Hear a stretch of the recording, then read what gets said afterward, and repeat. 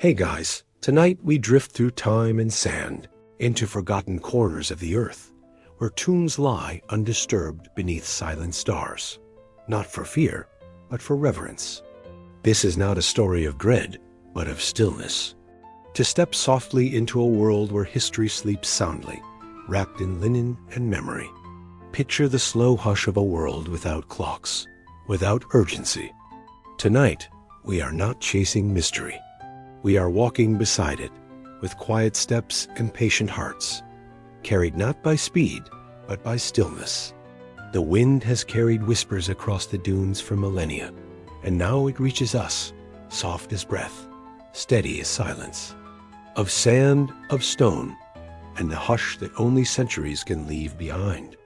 Then, as it slips beneath the horizon, lavender shadows stretch across the dunes, and a gentle coolness rises with the twilight. The sand that burned beneath the sun becomes cool under your feet. The wind becomes quieter, no longer chasing, but wandering. The sky turns to deep indigo, then black, scattered with the soft pinpricks of stars. They are not in a hurry. The basket they carry is light. Perhaps they are gathering herbs. Morning is slow to arrive, stretching its light gently across the dunes. The sun climbs without urgency. Even noon passes like a held breath. Evening comes not with finality, but with a sense of exhalation, as the sky paints itself in slow gradients and the earth folds into itself again. Let them lie beside the worn stones and the shifting sands. Let them move as the wind moves, slowly and without weight. You do not need answers. You do not need endings. Only the calm presence of this ancient stillness, waiting without demand, offering nothing but peace. Perhaps they are simply walking for the sake of walking. There are only rhythms, deep and ancient, written in wind and dust and starlight. The desert does not keep time. It holds it, suspended, patient and wide. A child might follow behind, tracing shapes in the sand with a stick, pausing to place a curious hand on a carved stone. Let the hush of starlight carry your thoughts into stillness. And as the night deepens, remember this: the desert forgets nothing. It only waits, in silence, for someone to notice. You are not trespassing. You are not disturbing. You are simply observing. You are present, and that is enough. There is no need to know every detail, no reason to question the silence. The desert does not ask you to understand it. It only asks that you stay quiet long enough to hear it breathe. These moments are gone, but the desert remembers them in outlines and shadows, in scents and silence. Everything feels further away and closer at once, as if the night itself is wrapping you in quiet. We are not here to awaken anything, but simply to listen. But the marks are still there, faint and graceful, carved by hands that moved slowly and with care. You might imagine a small village nestled between stone ridges, its walls made from clay and limestone, its rooftops low and flat. In the morning, the people would walk quietly, their footsteps soft on the sand. Water would be drawn, fires lit, food prepared. At night, they might sit together, listening to the sound of the wind, their voices quiet and close. No one knows who made them. Perhaps they were names, perhaps a prayer, perhaps just a design meant to remind someone of something important.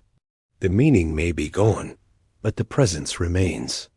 A faint line in the sand, a shape against the curve of a dune, the texture of something man-made beneath your hand.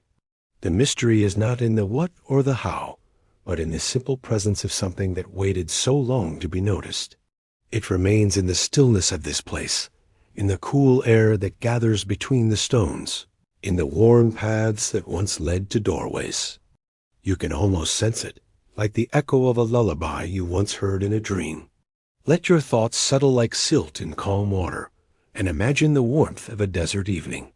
The wind smooths the land like a lullaby sung by the earth itself. Sometimes it reveals fragments, a glimpse of worked stone, a faded carving, the hint of a doorway buried beneath time. These things do not shout for attention. They emerge slowly, as if the desert is remembering out loud. The desert does not speak loudly. It hums in a deep, slow voice. The silence here is not hollow. It is filled with age, with dust, and with memory. Beneath these shifting sands lies a world older than empires and long-faded names. Before even the first stone was shaped by hand, the desert knew how to wait. It has waited through the rise and fall of dynasties, through sun and storm, through centuries of silence. The dunes are always moving, always reshaping themselves, and yet they hold the past gently beneath their flowing forms. Each gust of wind lifts fine grains of sand, only to let them fall again in soft patterns. This movement is constant, but unhurried. To find something in the desert is not to uncover it by force. It is to see it appear, as if by invitation. As the sun sinks lower, the light turns soft and golden. Near the curve of a wind-smoothed hill, a stone slab lies partly uncovered. Its edges are worn, and the symbols upon it are no longer sharp. This was once a place where people lived and breathed and dreamed. Those voices are gone now, but the rhythm of their days lingers. Picture a figure wrapped in linen, walking with slow steps across the sand. Time does not behave here as it does elsewhere. It flows differently, not like a river, but like the breeze. It moves around you, not past you. There are no clocks in the desert, no ticking hands or sudden alarms. To walk in this imagined place is to walk with reverence. So tonight, as you rest and your thoughts drift across unseen landscapes, let them settle gently here. Let the warmth of the desert evening stay with you.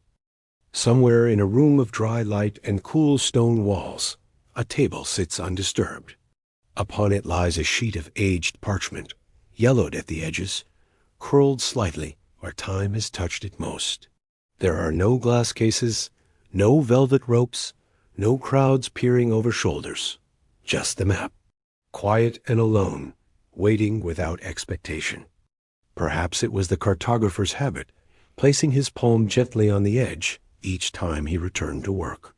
You can almost imagine him sitting there, head bowed in focus, the soft scratch of his quill the only sound in the room.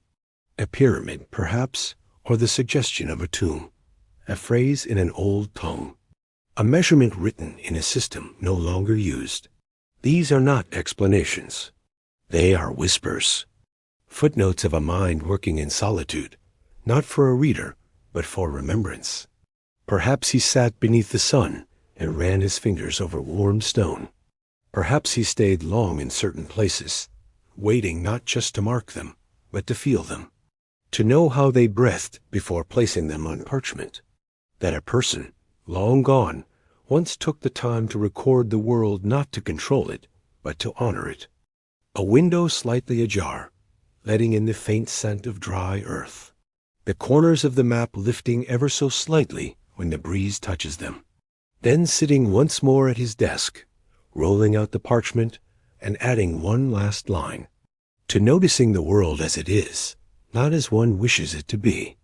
Perhaps a curve in the land that felt unfamiliar and important. Perhaps a shaded valley that held the quiet he had been seeking. When he finished, he did not celebrate. He simply looked at the page, let out a breath, and set his quill aside.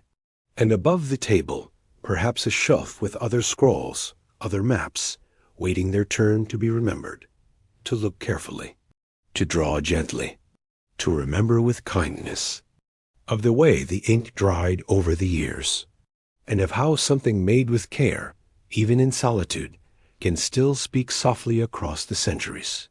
Let the map guide you, not with arrows or names, but with a sense of calm and the invitation to wander. The world is not finished. There is still space.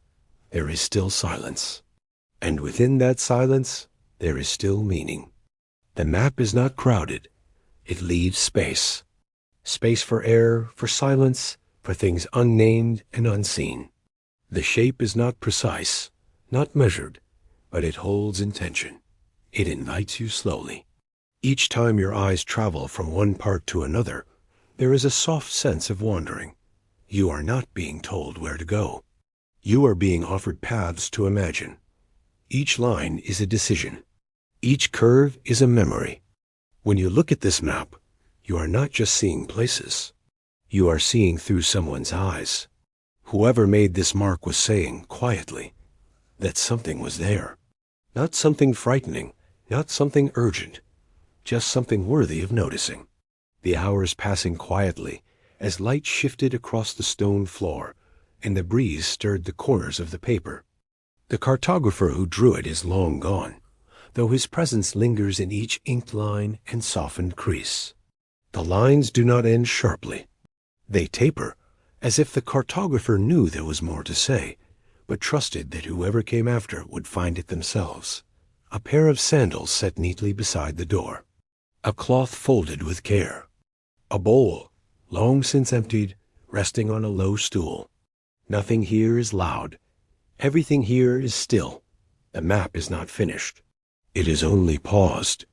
A moment in time captured with care and left open to the future. He did not create the map for fame or glory. His was not a map meant to lead armies or redraw kingdoms. It was perhaps a personal record, a tracing of wonder, a conversation between memory and curiosity. The lines do not speak of haste. They are not drawn for speed or convenience. They meander, they curve, they pause just as the one who made them must have done. A ridge traced from memory. A trail marked not from compass points, but from a feeling. The way a place made him stop and look. The ink, though faded, still holds its shape. Thin rivers curve gently across empty spaces. Mountains are drawn not with precision, but with care. Each peak shaded in strokes of respect. There are no place names in bold letters, no grand labels declaring conquest or control. Instead, the script is small and delicate, written in a hand that took its time. You sense that each mark was made not to impress others, but to hold on to something that might otherwise be forgotten. One corner of the parchment bears a soft smudge, as if a hand rested there often. This map was not made in a single sitting. It was the work of many days, perhaps seasons, built from journeys that unfolded slowly. Somewhere in the lower section of the map, near a hand-drawn bend in a river, a symbol rests small, triangular, and lightly inked. Around the map's edge, faint notations appear. A date half worn away. It is easy to forget that a map is not just a tool. It is also a record of how someone saw the world. Perhaps the cartographer walked much of what he drew. It does not guide you quickly. Even the edges of the map suggest that the world continues beyond the frame. There is something comforting in that thought. In the quiet of this imagined room, you can picture dust floating lazily in the sunlight. The walls bear no grand decorations. There are no weapons, no trophies. Just the signs of a life lived in observation. You imagine the cartographer returning from his final journey, setting down his walking stick, pouring water into a cup. Now the map remains, not as a forgotten relic, but as a testament to time taken, to observation without demand. Tonight, as you lie back and let your breathing slow, you might think of that desk, of the parchment resting under gentle hands. Let your thoughts drift now, following the slow rivers and shaded mountains on that quiet page. There is a courtyard somewhere, hidden within the folds of an old, sun-baked landscape. It does not announce itself. It waits quietly, softened by time, embraced by trees whose roots have long forgotten the rush of growth, but still warm under the daylight.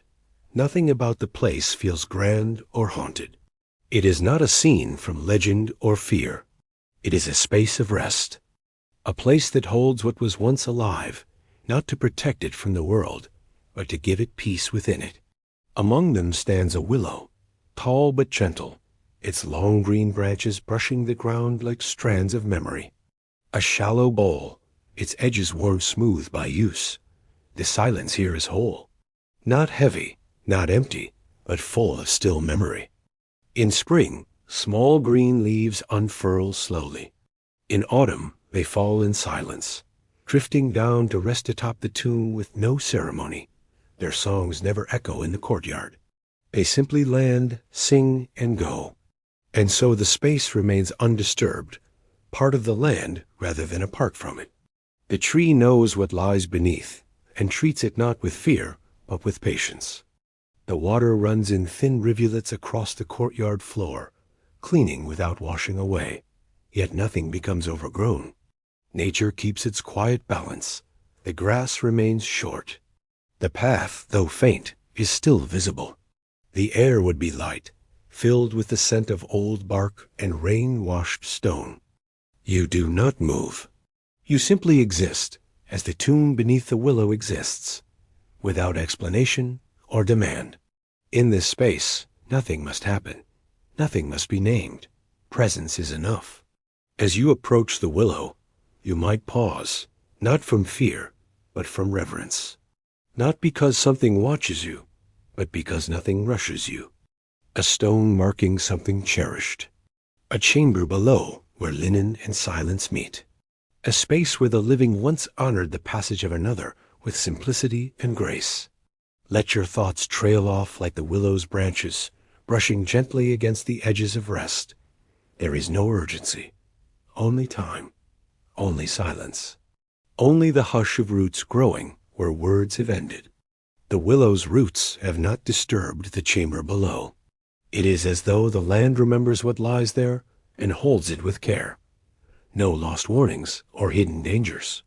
Just a resting place, chosen with love and left in peace. The world outside may change, may rush, may roar, but here, beneath the willow, time moves in a slower rhythm. You need not understand everything to be at peace within it. Some things are meant to be known only by feeling. And in the quiet beneath the willow, there is nothing but feeling. One that honors stillness and remembers without needing words. The stone of the tomb darkens briefly, then dries again in the slow warmth of day. Everything here is a cycle. Everything here continues without alarm. It feels like a breath held for centuries, steady and untroubled. Dust rests lightly on every surface. No spiders spin here. No insects crawl. Even time itself seems to step lightly. A narrow wooden comb, its teeth still intact. These are not offerings for kings or gods. Like everything else here, it waits gently, without needing to be found. They are things of daily life, left behind with a kind of affection that doesn't need to be explained. The walls around the courtyard are low and warm. Their stone is pitted from rain and wind. The tomb lies beneath the willow's shadow. A flat stone slab, barely raised from the earth, rests quietly at the tree's base. There is no golden mask, no dramatic relic resting on a pedestal. Instead, there is order, simplicity. Its surface is chipped but level. Perhaps someone once sat there, day after day, not to mourn, but simply to be close, to feel the quiet, to listen to the rustle of the leaves and remember something unspoken. A body at rest, wrapped in linen so fine and pale that it looks almost like a ripple of moonlight. Arms folded gently, head turned slightly as if once listening to the wind above. It bears no name, no dates, no carved symbols to tell of lineage or status. It was chosen, perhaps for its shape or stillness, and set down not as a warning, but as a marker of still presence. Beneath it lies a chamber, cool and undisturbed, hollowed gently into the earth with care rather than force. The entrance has long since been hidden by soil and root, and the air within has not stirred in lifetimes. Just the faint suggestion of an outline, smoothed by the passing of seasons. If you did not look carefully, you might walk past it entirely, mistaking it for a natural piece of the earth. But the stone was placed there on purpose. If one were to enter this chamber, they would not find treasures or dramatic carvings. Around the tomb, a few quiet objects remain. A clay jar with dried herbs inside. The ceiling of the chamber curves gently, forming a low dome that echoes nothing. Above, the willow tree grows on without urgency. Its branches trail in the air, catching breezes that pass without purpose. Birds sometimes land on the willow's branches, singing for a moment before flying off again. At times, rain falls lightly through the air, slipping between the willow's leaves to soak the earth below. No one tends the courtyard now. No hands pull weeds or sweep fallen leaves. At the edge of the courtyard, a low stone bench sits beneath a curve of shade. Now the bench is empty, but it does not feel forgotten. It feels patient. You might imagine visiting this place in a dream, walking slowly along the worn path with bare feet, the earth cool and soft beneath you. You sit on the bench and let time pass. You do not speak. There is no story of curses here. As the wind softens and your thoughts begin to quiet, the image of the courtyard remains, a willow tree swaying gently. Tonight, you carry that image with you, not as a mystery to be solved, but as a comfort to be held. Let your breathing slow now, as if you too were resting under that tree. Far away from the soft sand dunes and willow-lined courtyards, there lies a different kind of silence. It does not drift with wind or shift with shadows. It sits heavier, pressed into stone and soothed by darkness. All that remains above ground is a collapsed archway swallowed by roots and moss. Long ago, it might have been part of a temple or gathering place. At its base lies a corridor lined with carved stone blocks. The symbols here are clearer, though they, too, have softened with the years. Circles, triangles, and flowing lines once held meaning, perhaps sacred or perhaps practical. The air inside the chamber holds a dry quiet, like the pause between thoughts. It does not press in or push back. It simply waits. Now, they remain only as quiet decorations, their purpose forgotten, but their presence preserved. No creatures live here. No echoes bounce from wall to wall. The space is whole, complete in its quietude. If one stood still, they might begin to sense a rhythm within the silence, the soft ticking of ages beneath layers of stone. It moves across the floor slowly, marking the hours not with urgency, but with grace. When it touches the top of a stone box, it does not reveal anything hidden. It simply rests there, warming the cold surface for a little while before fading again. They were drawn with care, perhaps in farewell, perhaps in hope. Their meanings may be lost, but their purpose lingers not to warn, not to declare power, but simply to remain, to be present. Upon it lie fragments, a broken oil lamp, a single loop of copper wire, a shard of pottery with a wave pattern carved faintly into its surface. Each step echoes slightly, not in noise, but in sensation. When you emerge once again into the surface world, the sunlight feels warmer. The wind carries the same hush as the chamber below. It is not dangerous. It is restful. The people placed here were not forgotten, but folded back into the quiet world that holds all things in time. Even here, in the deepest corners of silence, life continues in small ways. The moss does not break the stillness. It joins it gently. These pieces were not placed to impress. They were placed with care, part of some farewell long past. Their presence now is not for discovery, but for gentle remembering. Time has left its touch here, softening the corners and giving the walls a texture like dried leaves. Let your thoughts rest like those stone boxes, quiet, contained, and free from weight. Let your inner chamber fill with stillness, untouched by urgency or noise. It will continue to rest, wrapped in earth and shadow, its crumbling sigils holding their peace.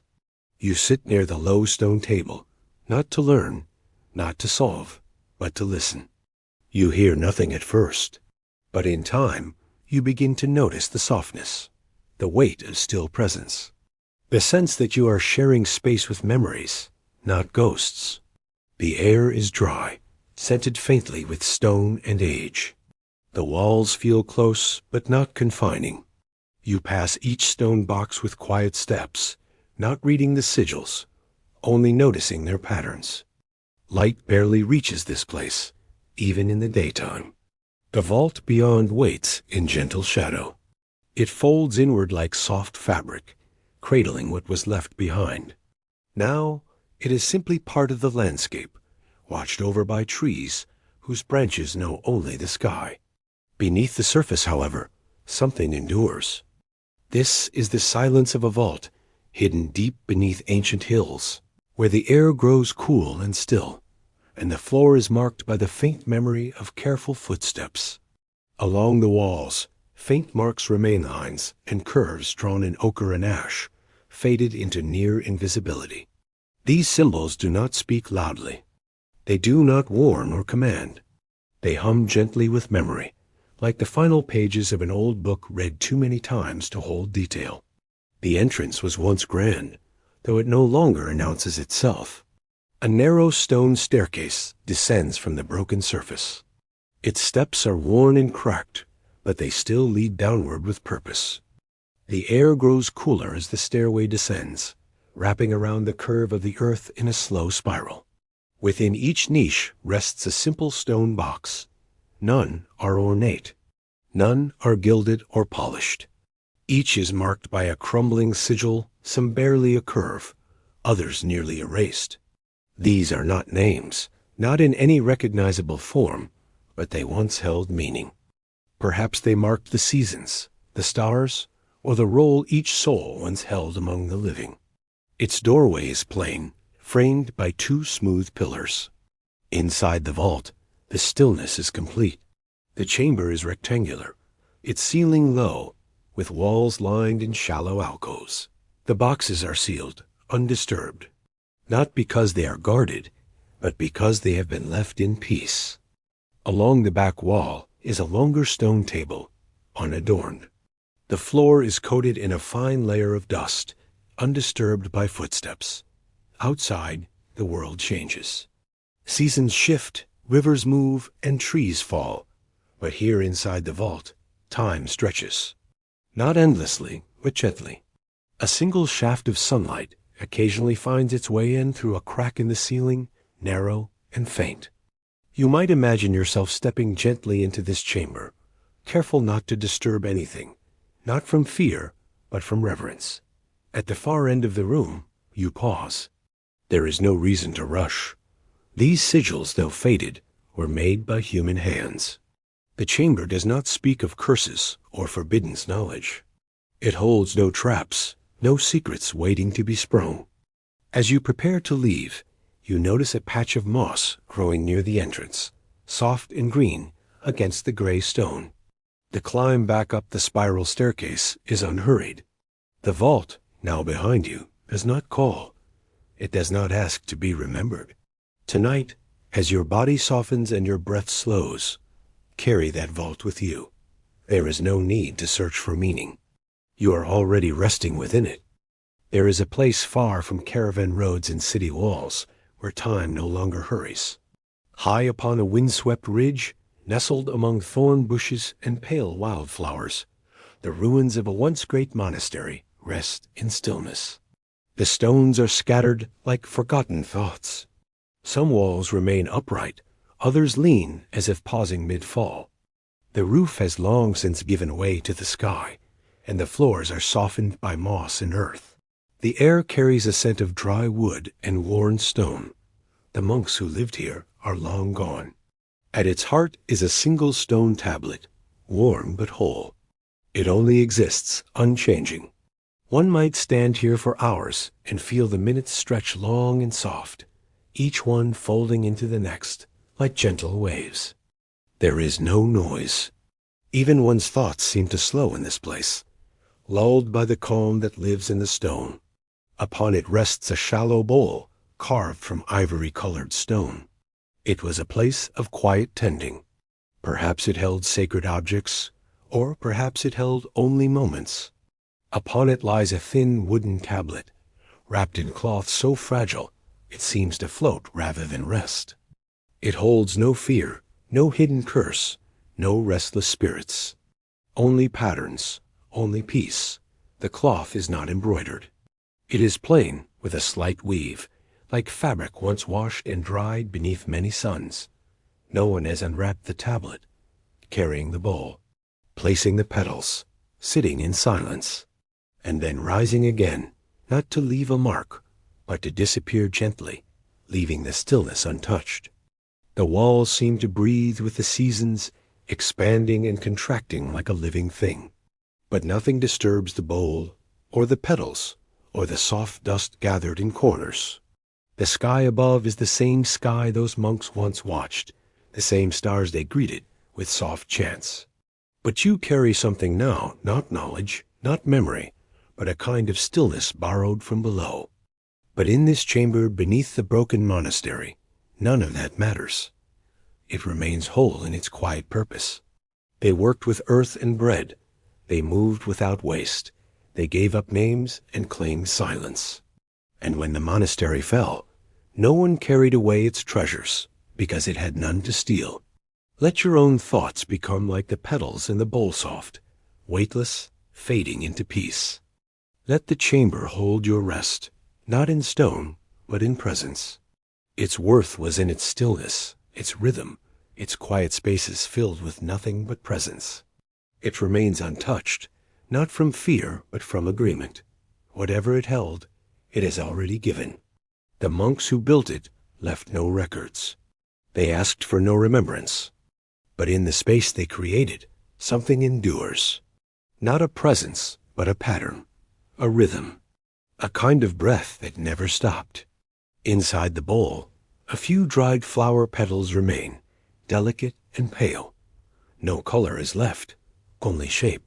They sit undisturbed, not decayed but transformed, as if their fading was their final offering. If one were to sit on the bench, hands folded quietly in their lap, they might find that time no longer mattered. The breath would slow, the thoughts would settle. The body would begin to listen rather than speak. They built in solitude, prayed in rhythm with sunrise and sunset, and moved through quiet halls without speaking. Hidden by vines and softened by time, it leads downward in a slow spiral. It is not vast or grand. Its ceiling is low, its corners rounded with age. There are no columns, no inscriptions. The room is quiet and clean, the floor swept long ago and never again disturbed. Along one wall rests a long wooden bench, pale from centuries of stillness. On it sit 3 small clay jars, each with a lid of woven reed. They are unmarked. Their shapes are humble. The steps are narrow but even, worn smooth by feet that once moved with intention, but never in haste. As one descends, the world above fades. No birdsong reaches this deep. Only the steady hush of breath and the soft brushing of clothes against stone remain. No one remembers their chants, but the wind that moves through the empty windows sounds as if it tries to echo them. The structure, though crumbled, does not feel abandoned. It feels as though it has entered a deep and restful sleep. There is no urgency in the design. Each movement appears to have been made slowly, as if the person shaping them breathed between each stroke. These lines are not messages. They are not warnings or prayers. They are only patterns left by hands that lived simply. Near the southern wall, behind a collapsed arch, is a stairwell carved into the stone itself. The staircase opens into a chamber beneath the monastery. The walls bear only the faintest patterns, lines made by fingertip in wet plaster curves and spirals, repeating simple. In the center of the chamber lies a square platform, raised just enough to suggest care. The air is cool and still. It does not press or shift. This chamber was not a crypt, nor a sanctuary of treasure. Along the far wall, a narrow shelf is carved into the rock. There is something restful about this chamber. It does not offer discovery. It does not challenge or provoke. It invites stillness. The monks lived above this place, waking with the sun and retiring beneath stars. Now, as the stones above crumble further with each season, and as the trees grow thicker around the ridge, the chamber below remains unchanged. Even now, when rains come, The water trickles along the old staircase, but never floods the chamber.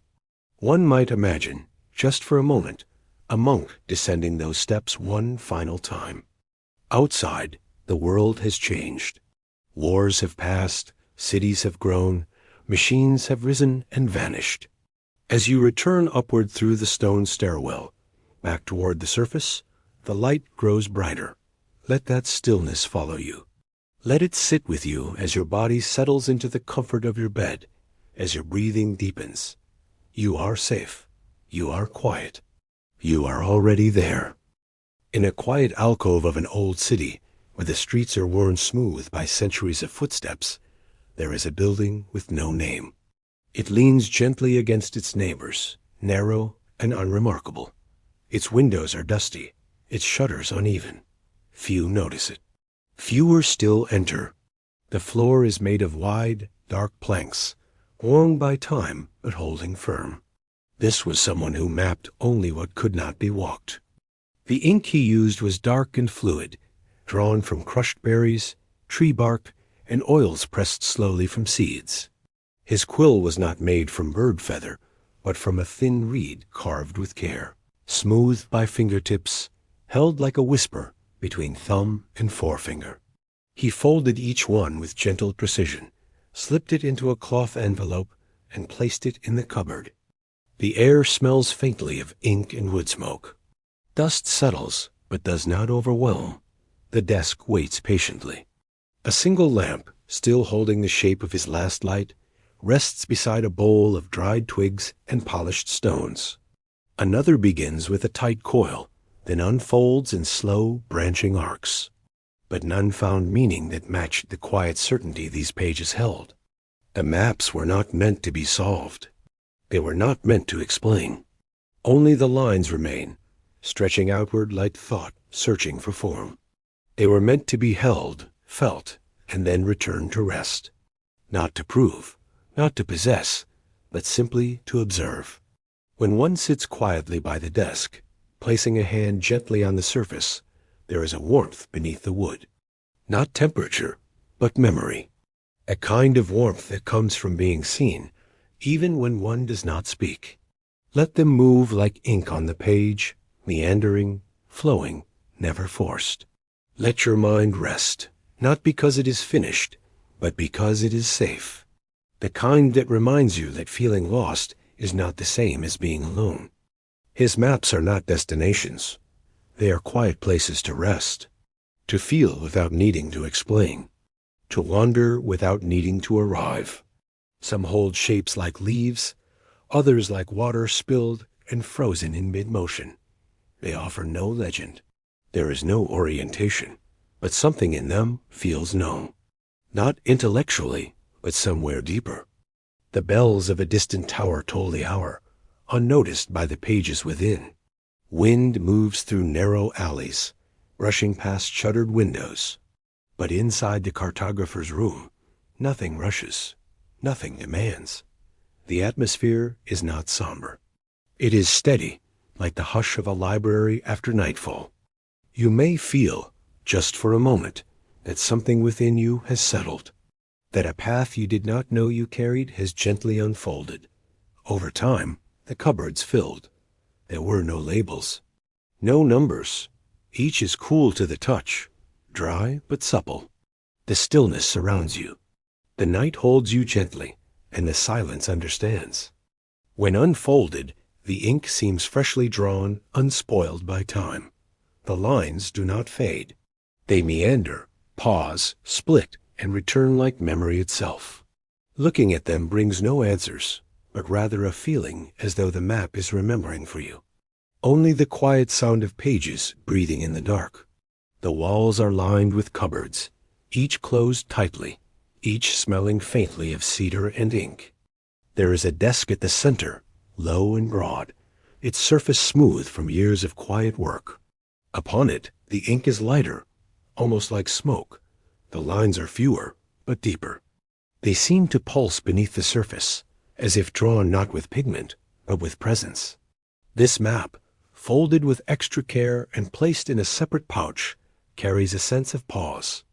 He believed that within every person lived a landscape, not seen with the eyes, but known with the body. He sat at his desk day after day, not to capture geography, but to translate sensation into ink. His fingers followed rhythms only he could feel. The lines emerged slowly, like fog lifting from water. And yet, inside this quiet structure, something has rested for longer than most remember. Behind the heavy wooden door, past a narrow hallway lined with shelves of cracked glass jars and wooden scroll tubes, sits a room of perfect stillness. This was once the study of a cartographer, not a famous one, not the kind who charted sea routes or named continents. He did not sketch cities or borders. He did not draw rivers or peaks. His maps were made of something different. They showed no roads. They held no scale. Each page began with a single line, curved gently, uncertain. And from that line, branches would grow, like roots, like veins, like thought. Every map was unique. No two lines repeated, and yet each felt familiar. They were not directions. They were recordings. The cartographer believed that every emotion left a trail, every memory a path. No one came to see these maps. He did not sell them, nor did he display them. Now, long after his hands ceased their careful work, the room remains as he left it. If one were to open a cupboard, gently lifting the small latch, they would find stacks of folded pages. One map shows a spiral that widens and narrows, never closing. Scholars who later found this place tried to interpret the maps. They called them symbolic, poetic, psychological. They searched for codes and patterns. Among the pages lies one that differs from the rest. It is not made of paper, but of cloth, woven tightly and dyed in soft gray. It may have been his last, or perhaps it was his first. No date is written, no title given. There is comfort in knowing that someone spent a lifetime recording what could not be seen. The room holds this purpose still. Outside, the streets of the city continue in their quiet rhythm. You may imagine yourself folding one of the maps, pressing the creases softly, placing it back in its place. Tonight, as you close your eyes and breathe with the softness of this story, allow those unseen paths to drift gently through your thoughts. There is no need to arrive, no need to explain, only to rest. The map is within you. You are not lost, you are simply here. In a dry basin where the sun draws long shadows over the earth, a stepped pyramid rises steadily from the ground. It is not tall like the mountains, nor wide like the plains, but it commands its place with quiet certainty. The stone is pale and coarse, shaped by hands that no longer leave prints in the dust. Each level, each ledge, holds the weight of ages. This pyramid does not stand alone. It is surrounded by stillness. The desert hums softly around it. A few low mounds scatter across the horizon, each shaped like a breath held in the earth. Some are half buried. Others stand low and firm, as though keeping watch. There are no signs, no gates, no paths worn by visitors. Just stone, sand, and silence. Many years ago, long before the surface of the pyramid had faded and softened, people came to this place. They brought with them bundles of stone, baskets of clay, tools shaped from wood and copper. They worked slowly and carefully, never in haste. Their footsteps left patterns in the dust, now long since erased.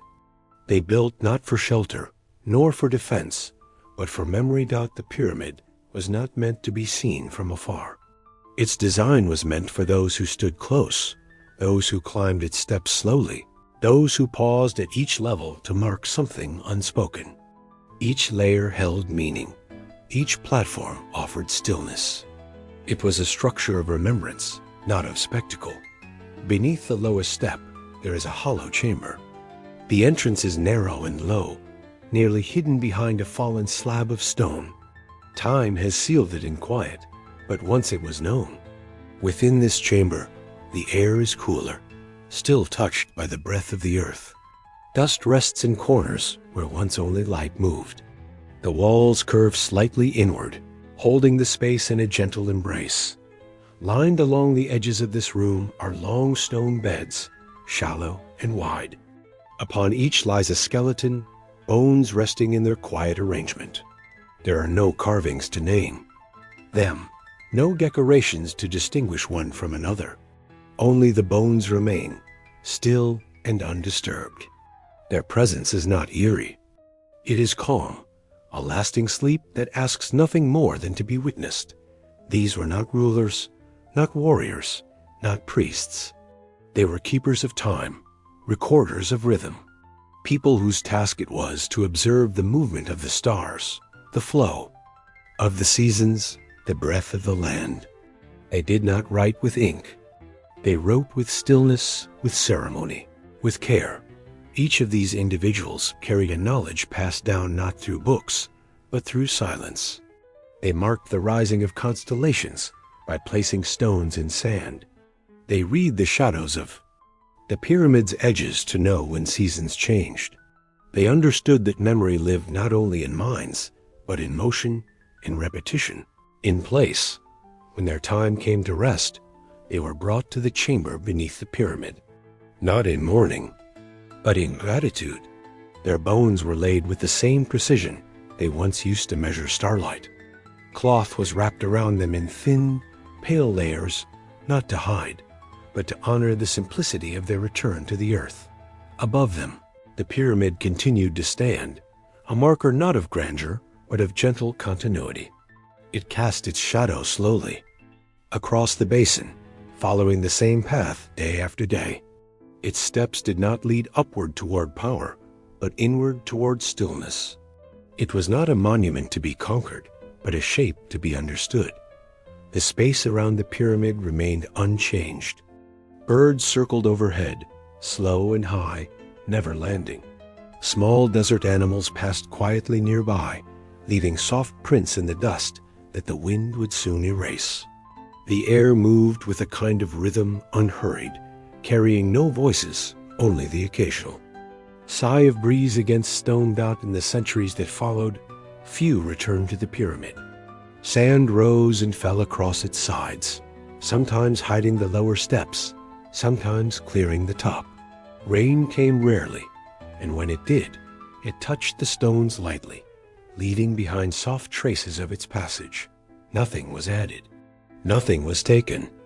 The pyramid continued, patient and still. One day, a traveler came, not by design, but by drifting. They arrived with no tools, no map, no plan. They did not seek treasure or history. They came because something in the horizon had called them.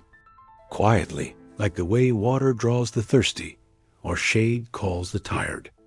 They walked slowly, their footsteps light, their breath steady. They found the pyramid just as it was, silent, steady, waiting. They did not climb it. They sat beside it, back resting against the warm stone, eyes closed. They listened, not for voices, but for presence.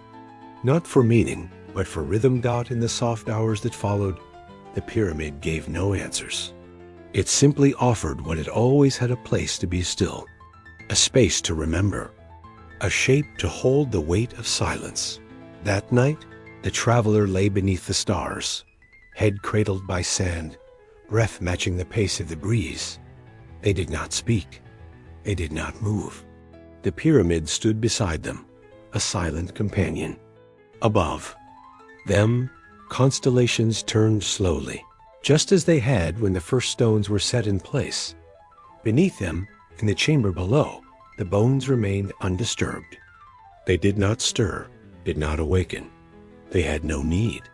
Their rest was complete. Their watch had ended, and the world had remembered them not in story, but in silence. Sometimes, the most sacred places are not marked by noise or celebration. They are marked by stillness, by the decision to leave things untouched, by the quiet acceptance that some things are meant only to be present. The pyramid beneath the traveler stood, not in triumph, but in gentleness. Its steps, worn and weathered, offered no destination, only space, only quiet. Tonight, as you settle into your own rest, imagine the weight of the warm stone against your back. Feel the hush of ancient air around you. Let your breath slow to the pace of the desert wind, steady and light. The bones beneath the pyramid remain where they are, not waiting, but held. The stars continue their ancient walk across the sky. And you, in your bed, are part of that same rhythm. No words are needed. No answers are required. Only stillness. Only breath. Only sleep. Beyond the edge of a fading village, where the earth dipped softly into a sunken field, there lay a circular stone wall, low, unmarked, half covered in creeping grasses and moss. Most people passed it without pause, mistaking it for a broken foundation or the remains of an old wall.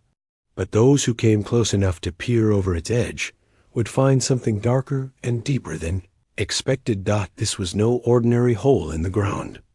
It was a well, though not one with water, not one dug for thirst or harvest. This well had no pulley, no rope, no wooden cover, no stories etched into its side. It offered no reflection, just a smooth, dark tunnel reaching into a silence far. Below, the stones around the mouth of the well were worn smooth, not from weather, but from touch. Gentle, repeated contact over centuries, perhaps from hands or tools, or simply the passing wind brushing fine sand against its surface. The edges were cold, even beneath the midday sun, and if one lingered beside it, a stillness pressed outward from the opening, like a breath held for too long. Those who lived in the nearby village had grown used to its presence. They did not speak of it with fear or reverence, only with a calm understanding that it was there, and had always been there. Children were taught to keep their distance. Animals would not graze too near. Birds flew overhead, but never landed close by. No one knew how deep the well truly was. Stones dropped into it never seemed to find the bottom.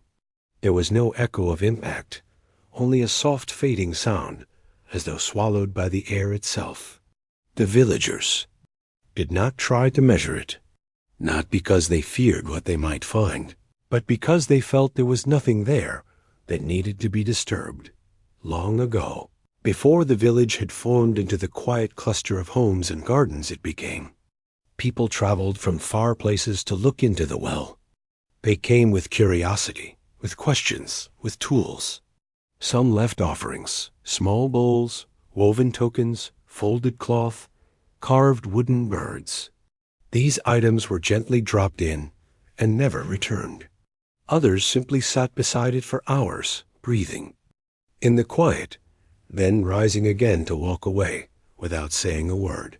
One story passed softly through generations, suggested that the well had been a place of memory, not burial, a kind of keeper of forgotten moments, where those who carried a sorrow or secret could come and release it, knowing it would be held in silence forever.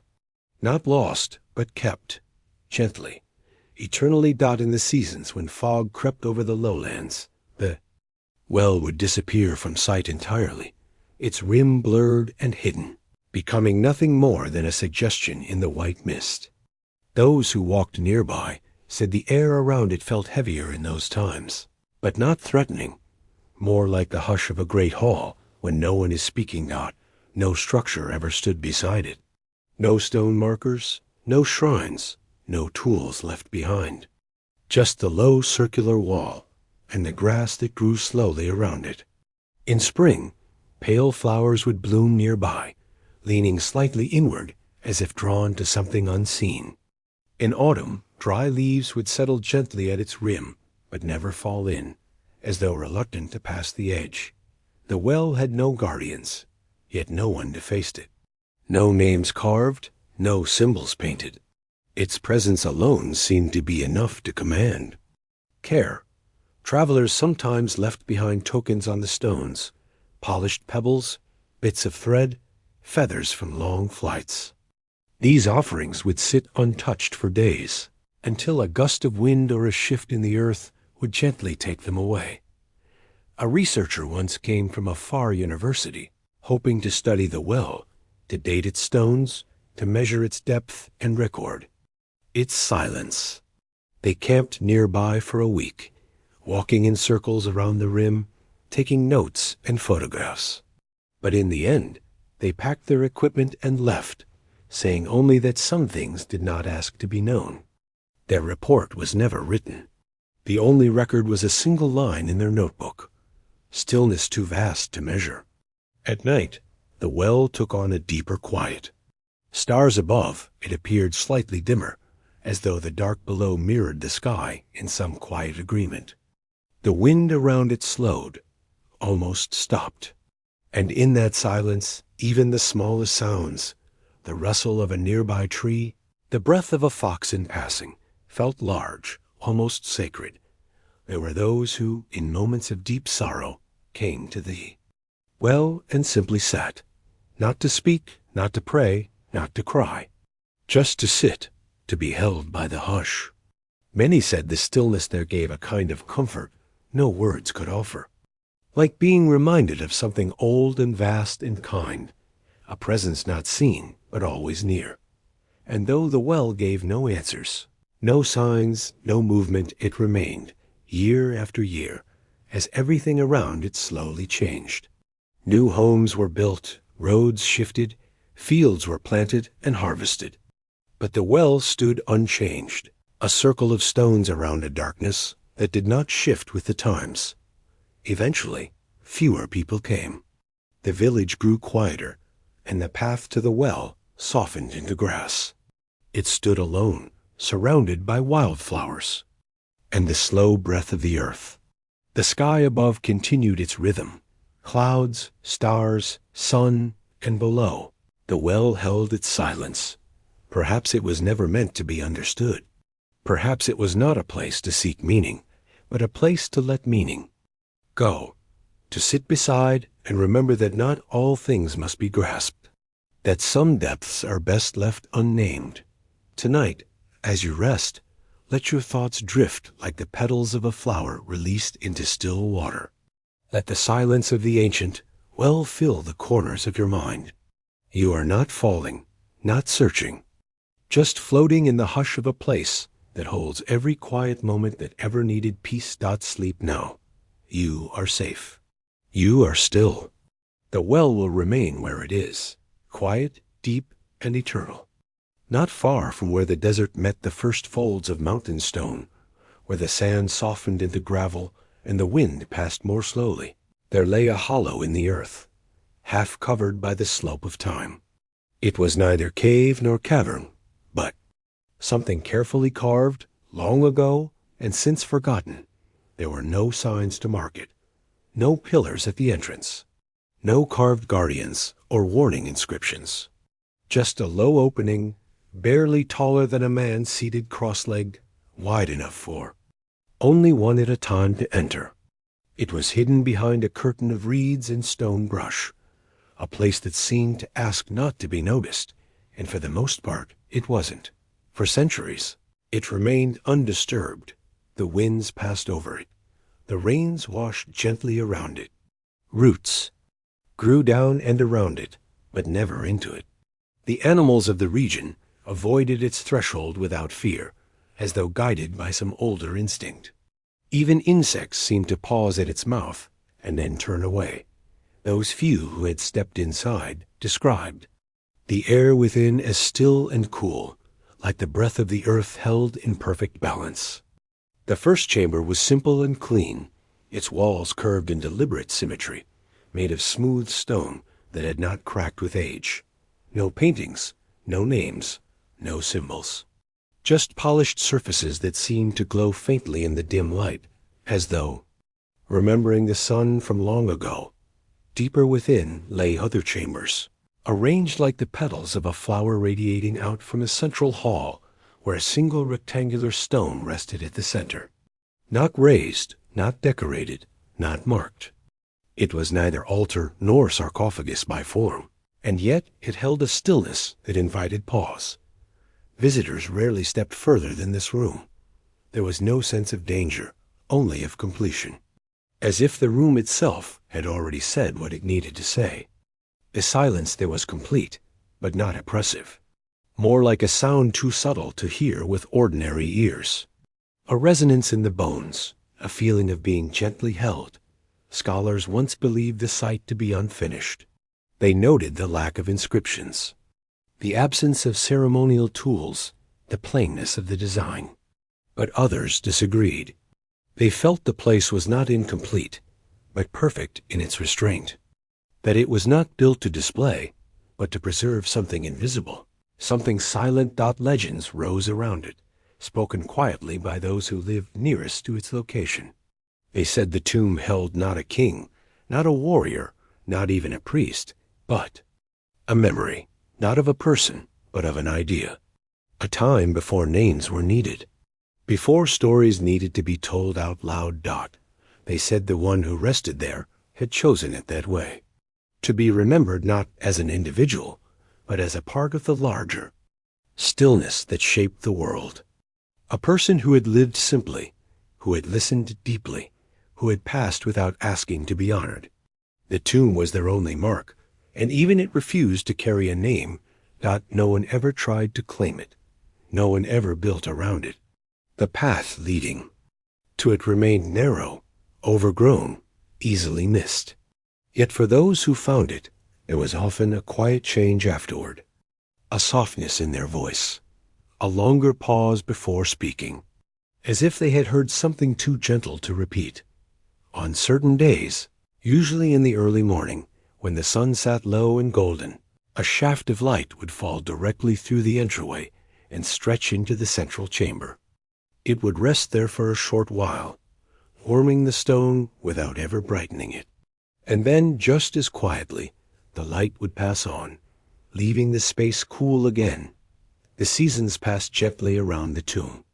In spring, small desert flowers would grow near the threshold, opening in the pale light. In summer, the wind would pass over the entrance in soft breaths, never carrying sand inside.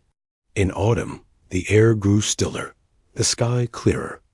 In winter, the sun lingered low, casting longer shadows but never entering too deeply. The tomb asked for nothing. It needed no care, no repair.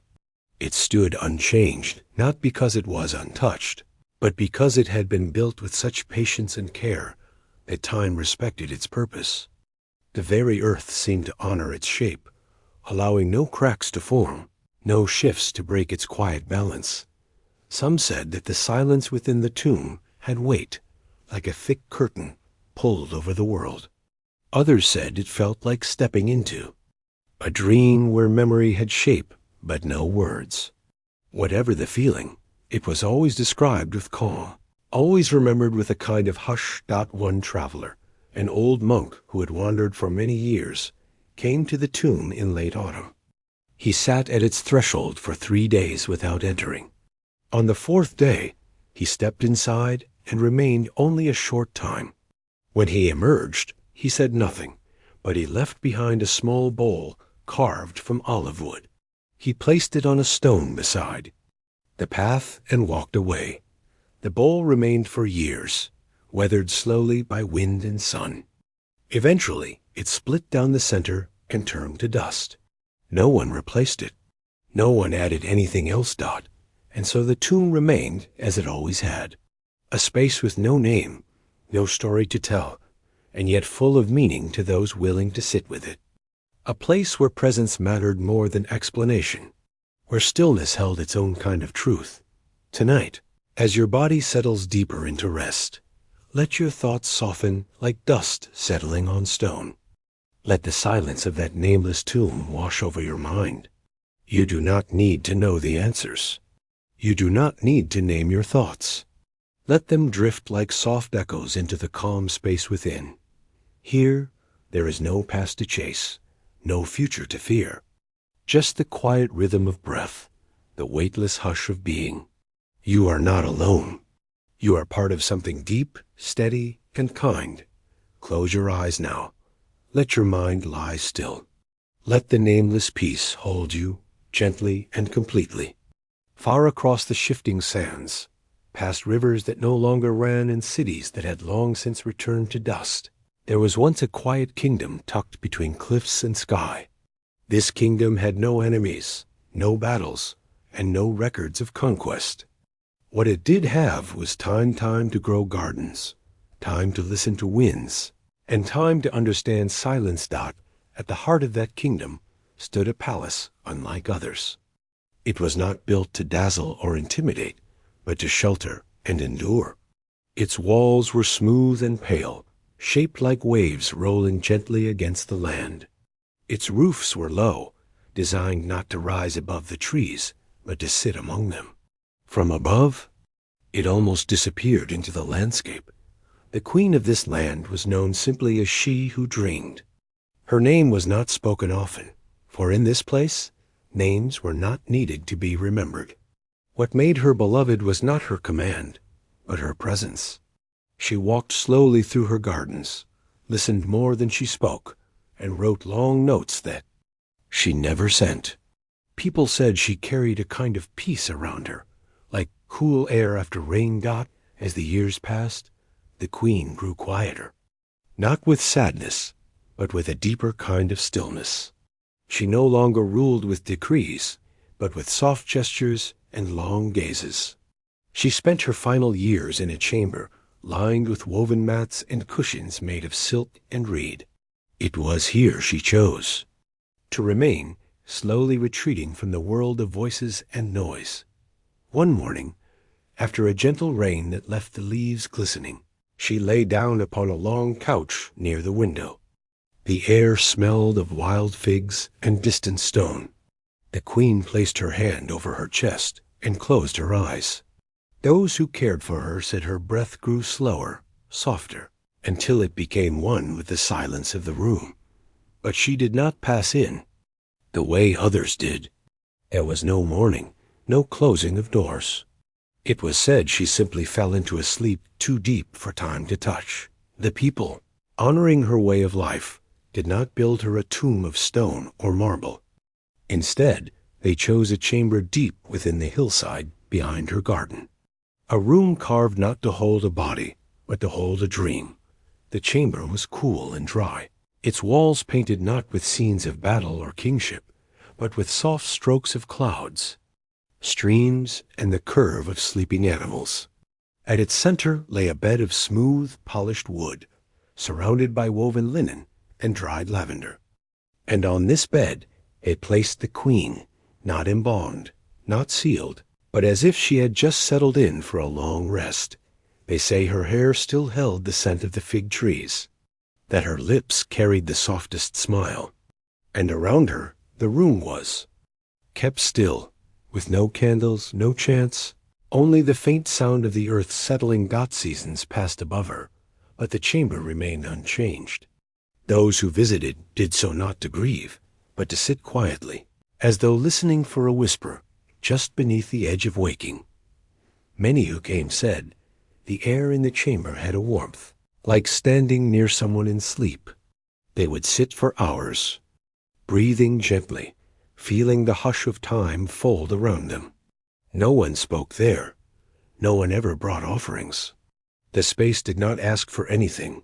There were no guards, no gates, only a path of mossy stone leading to the hillside, and a door made of cedar, worn smooth by years of wind. Some evenings, just before the stars appeared, a breeze would pass through the garden and make its way down the stone path. It would pause at the door, slip through its seams, and wander through the chamber as if to check on the queen. Then, having found all peaceful, it would drift away. Over time, wildflowers grew along the path. Birds nested in the nearby trees. The earth became softer. And yet, the chamber remained as it had always been. It was said that those who could not sleep would sometimes visit the hillside. They did not speak, nor ask permission. They simply sat along the grass, leaning back against the earth, and slowly, gently, their breath would match the rhythm of the stillness within. They would not dream of her, but somehow they would wake rested, as if they had shared in her sleep, if only for a little while. no one ever tried to explain the magic of the place. No one ever claimed it. Maps rarely marked it. Stories of the queen faded over generations, until only the elders recalled her name, and even they preferred to refer to her only as the one who slept. And still, she slept. The chamber, now older than any building left standing nearby, continued to hold its gentle shape. The air inside never turned stale. The linens never gathered dust. Even the wood beneath her remained smooth and silent. Some said the queen was not alone, that in her sleep she dreamed the dreams of others, of those who could no longer find rest. That somehow, in that sacred stillness, she carried the weight of unspoken hopes, quiet fears, and long-forgotten lullabies. And perhaps that is why the place remains, not just as a tomb, but as a refuge, a place where rest is honored, where time stands still, not in fear, but in peace. Tonight, as you lie in your own quiet chamber, let your breath soften. Imagine the hillside, the path, the breeze. Picture the door of cedar, smooth beneath your fingertips. Feel the hush of that chamber, and the warmth of sleep stretching out like a slow, gentle tide. There is no hurry, no memory to chase. Just the slow rhythm of silence, carrying you deeper into rest. Let the queen's peace become your own. Let the weight of the day drift away. Let yourself sleep, not in haste, but in trust. All is still.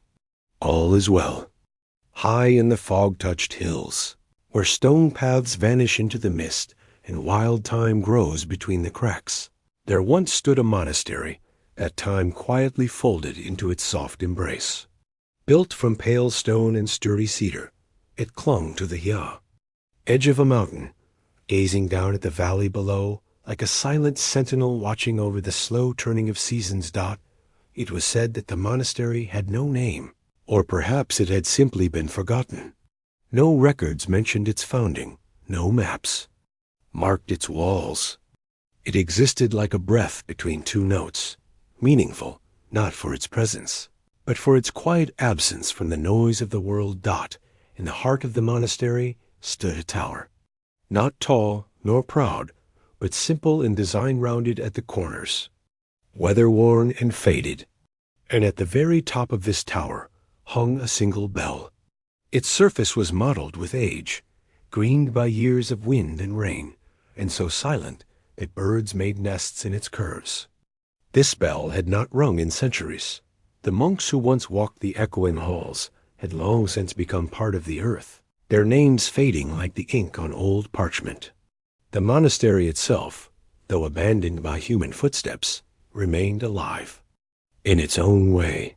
Vines climbed its columns, moss softened its edges, and rain whispered against its tiled roofs in slow, sleepy patterns. It was said the bell had a purpose, though none could quite say what it was. It had not summoned, warned, or celebrated in living memory, and yet it remained undisturbed, as though waiting for a moment not yet arrived. Many travelers passed through the valley below and looked up to see the shadowed outline of the tower. Always curious, but few ever made the climb. The path to the monastery was not dangerous, but it was steep, and the quiet that wrapped around the place felt too thick to disturb. Most who attempted the journey turned back halfway, lulled by the silence that seemed to ask them to leave it be. Those who did reach the monastery often found themselves walking slower, breathing deeper, and listening for things they could not name. The air carried a stillness that settled into their bones, like a hush before snowfall. The hallways echoed not with voices, but with the soft creak of old beams and the faint rustle of ivy against the stone.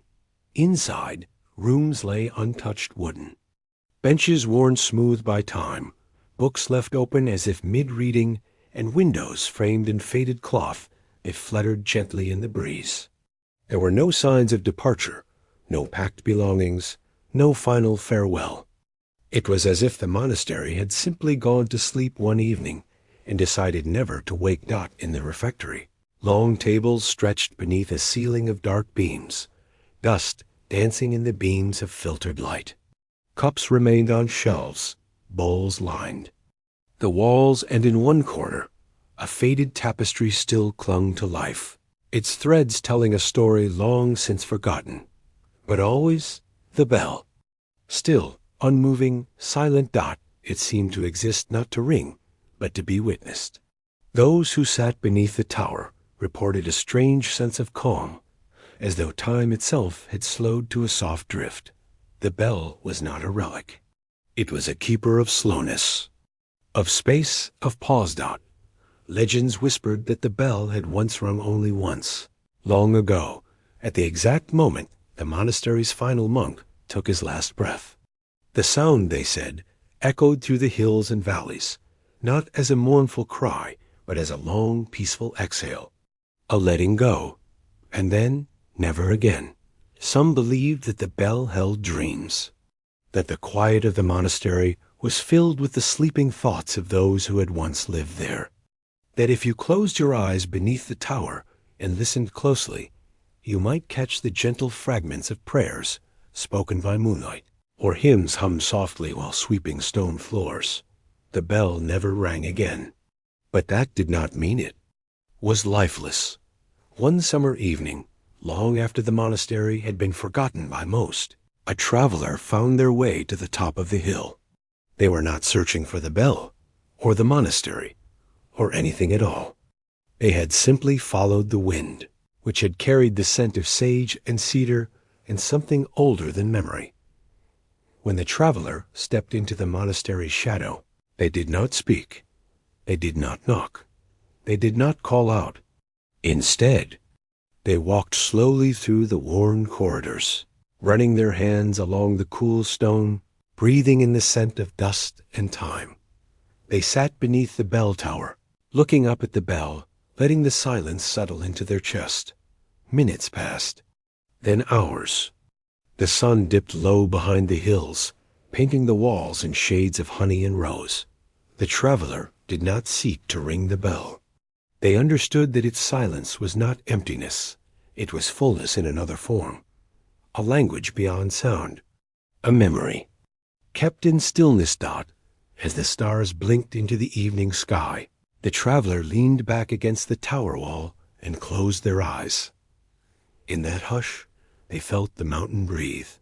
They felt the pulse of the earth beneath stone and root. And they slept. The bell did not move. It did not chime, but the wind, soft and round, curled around the edges of the tower and carried a warmth, like a lullaby that had no words. And somewhere deep in the folds of time, the monastery exhaled. Dot. Tonight, as you listen to the world quiet. Around you, imagine that tower resting in the mist. Picture the bell, quiet and still, holding the stories of those who came before. Let the silence it kept become your own. You do not need answers. You do not need to understand everything. You only need rest. Let the forgotten bell watch over your sleep, not with sound, but with peace. Let go. Breathe softly. And drift, not far from the whispering dunes, past the smooth curve of wind-worn sandstone and the faint tracks of desert foxes. There lies a stretch of earth that refuses to speak too clearly. The sand here seems thicker, deeper somehow, as if the weight of years has pressed it into silence. The horizon stretches outward, the same golden wave upon wave, yet in this particular place there is something different, something unseen but felt, a heaviness that is not threatening but solemn, as if the ground remembers a name that no longer has a voice. The light touches gently on this land. There are no markings, no obvious structure, no signs of a burial or a shrine. But travelers, if they ever pass this way, often pause without knowing why. They may rest their feet, shade their eyes, and listen to the wind. It's not louder here, just more deliberate. The air seems to hesitate, as though deciding whether to carry a story forward or keep it buried just a little longer. There is a slab beneath the sand, wide and smooth, veiled by countless seasons. It is not grand or ornate, just steady, unmoving, grounded by time. Once, perhaps, it stood upright or rested beneath a chamber, but now it lies quietly. No inscriptions are visible. No symbols remain to identify whose rest it protects. It is a place that does not claim attention, yet invites reverence. A tomb that once held a person whose name is now forgotten, not out of neglect, but because the years have worn even memory to dust. Yet even unnamed, this place holds a presence. A peace not earned through fame or fortune, but through the slow passing of unmeasured time. A kind of sacred anonymity. There are no footpaths here. No offerings remain. If there were once urns, pottery, or markers, they have long been taken by wind or absorbed into the landscape. But sometimes the sand reveals edges, lines too straight. To be natural, shadows that suggest form beneath the dunes. And if you sit still enough, if your breath aligns with the quiet rhythm of this land, you might sense the outline of something long hidden. Imagine perhaps the one who lies beneath, not a king, not a priest, perhaps a woman, perhaps a man, a figure not born for legend, but for life, someone who walked the same sands, who fetched water from a distant well, who watched stars emerge each night with quiet wonder, someone who knew this land not through conquest, but through repetition, each footstep, each task, each pause beside a low wall at dusk. Their life may not have been marked by any great event, but by the slow accumulation of simple days. And when the time came for rest, the community may have gathered, not with grandeur, but with sincerity, stones placed carefully, cloth wrapped gently, words spoken not to be remembered, but to honor what was. There is something grounding about a tomb with no name. It asks nothing of us. It offers no story, no claim to greatness. Only the assurance that someone once was, and now is part of the earth. No legacy but presence. No inscription but silence. In this way, the unnamed tomb becomes universal. It might hold anyone. It might reflect us all. We are reminded that most of history lies not in monuments, but in forgotten places. That for every name remembered, there are 1,000 more that dissolved into the breeze, whose only record is the shape of a stone half buried in sand. And yet, even without a name, this place does not feel abandoned. It feels held, cradled by the land itself, protected by layers of time. The wind here doesn't howl. It whispers. The sun does not glare. It lingers. And as the sky changes above, from pale morning to the gold of late afternoon, the shadows stretch and recede with a kind of slow, contemplative grace. You might find yourself thinking of your own name, your own place in the long stretch of time, not with urgency, but with quiet perspective. What matters most may not be what is written or remembered, but what is lived, and how gently one lives it. The tomb with no name asks us to consider that a life fully lived and then let go might be enough. That recognition need not come from others, but from the peace we leave behind. Perhaps that's what lingers here most. Not memory, but peace. The land is still. The wind is soft. And beneath it all, someone rests, not needing to be known to be honored. In the soft light of dusk, the tomb's outline becomes clearer, not because anything has changed, but because the shadows now align just so. The sand takes on cooler tones: taupe, silver, a hint of rose where the last sun touches. A few desert grasses lean toward the ground as if bowing in acknowledgement. A beetle walks a slow path across the surface, its tiny trail the only sign of movement. In this fading light, everything slows. The wind pauses between breaths. The earth seems to hold still. You too might feel your own body ease into stillness, your mind unhurried, your thoughts drifting like fine dust. The edges of the day grow soft, and as the first stars emerge, one by one, overhead, they seem to mirror the quiet mystery below. Light and time, sky and sand, all reflecting the same unspoken rhythm. The tomb remains unnamed, but never unloved.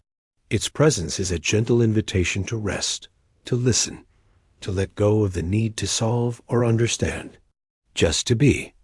Here, you are not a visitor, not a stranger. You are simply another passing shadow, like all the ones that have come before and all that will follow.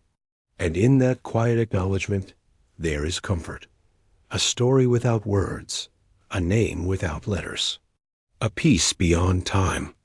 The passage narrowed as it turned inward, the ceiling dipping just slightly, carved smooth with the touch of hands that once shaped every corner with care. There was no darkness here, only a quiet that welcomed every step. The air grew cooler, and in that hush came a glow, gentle and flickering. Candles stood in small alcoves, their flames swaying softly as if they breathed with the air itself.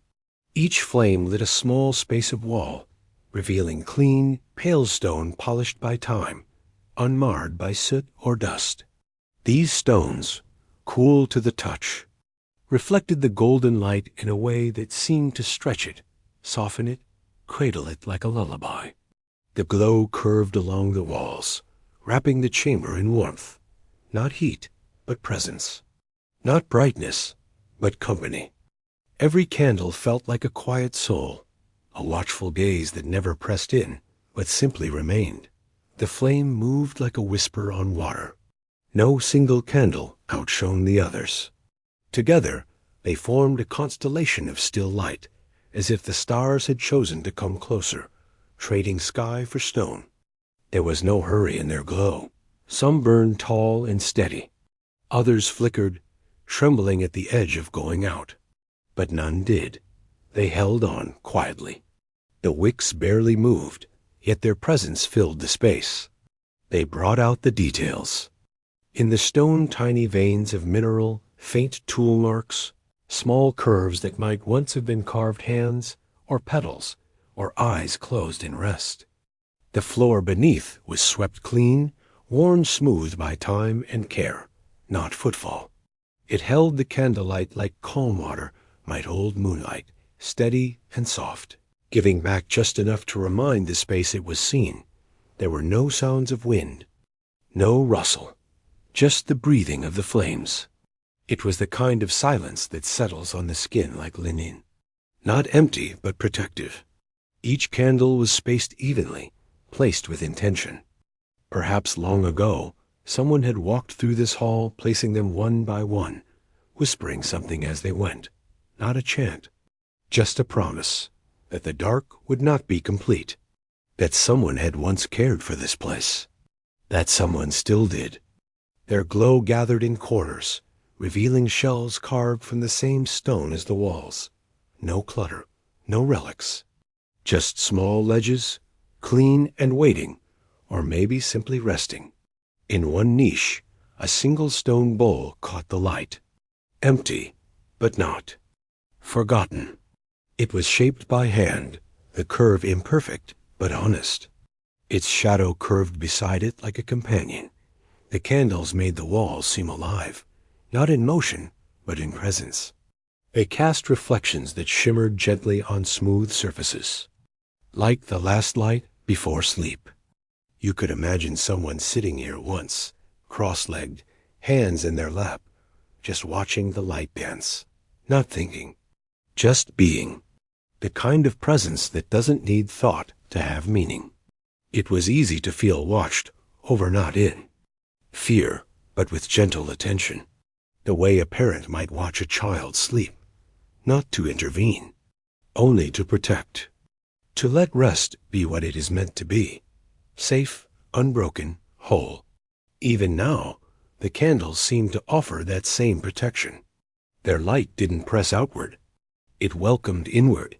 The ceiling arched slightly overhead. Each curve followed the pattern of the stone, not forced but guided, as if the builders had listened to the mountain rather than shaping it. Where wall met ceiling, there were faint carvings of flowing lines, like vines or water, almost invisible except when the flame leaned, close enough to outline their movement.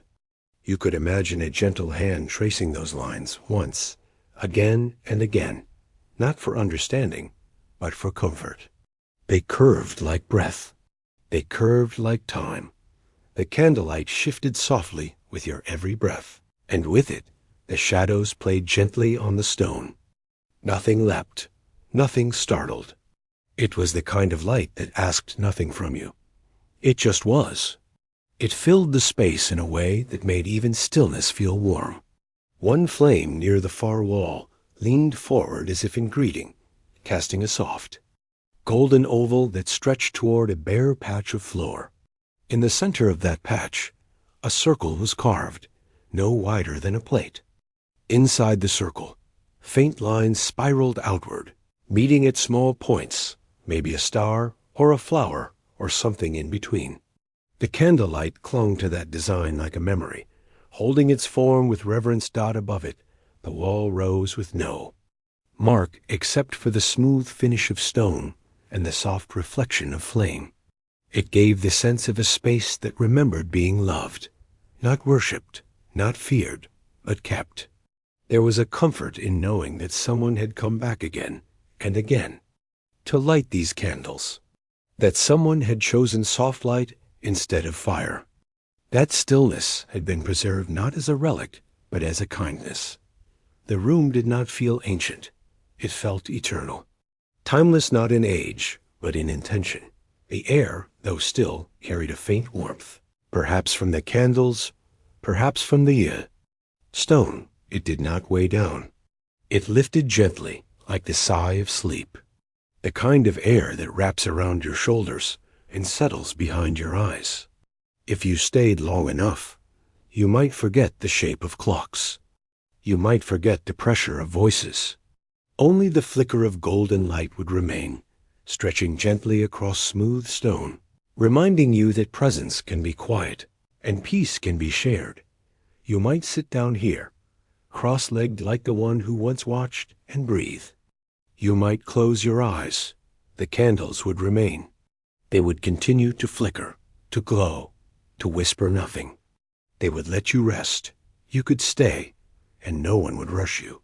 There is no urgency in clean stone, no demand in soft flame. Only welcome, only stillness. The kind that lingers long after you've gone. The kind that remembers how to hold light, how to hold breath, how to let both go. The corridor had narrowed again, its walls smoothing into near silence. Each step forward became slower, not from effort, but from instinct. The air shifted, like a held breath finally settling. There was no draft here, no stirring of unseen currents, only a hush so complete it softened the world itself. The passage dimmed not from lack of light, but from a gentle intention to still the senses. Candlelight flickered far behind, no longer needed. Before you stood a sealed stone door dot. It was tall and pale, formed from the same smooth stone as the corridor walls, but standing separate in its stillness. There were no carvings or handles, no keyholes or seams. It was a door only in appearance, not in function. It had not been built to be opened, only to remain. Ivy framed it softly, curling along its edges in thick, restful loops. The vines clung with ease, their leaves deep green, rich and alive in a space untouched by wind. Some leaves bore beads of dew, as if mist had visited in the night and left. A blessing. The ivy did not press hard into the stone. It rested there, like memory, offering comfort without weight. A few sprigs drooped gently over the upper corners of the doorway, and at the bottom, the vines pooled faintly, a natural carpet of small leaves and silken tendrils. Nothing felt accidental. Everything rested where it had chosen to be. Time had passed here without erosion, only with stillness. The door bore no writing, no symbols, no marks of human touch. Its face was blank in the way of ancient calm, uninterested in attention. A soft shaft of golden light from a thin slit high above illuminated the door and the ivy around it. The light was steady and clean, as if it had always shone this way, filtered through centuries of peace. The glow did not reveal anything new. It only affirmed what had always been there, a presence quiet enough to be wholly docked to the right of the sealed door. A low bench had been, shaped directly into the wall. The stone was unadorned, smooth through years of rest. It bore the soft imprint of those who had sat long before, not in sorrow, but in patience.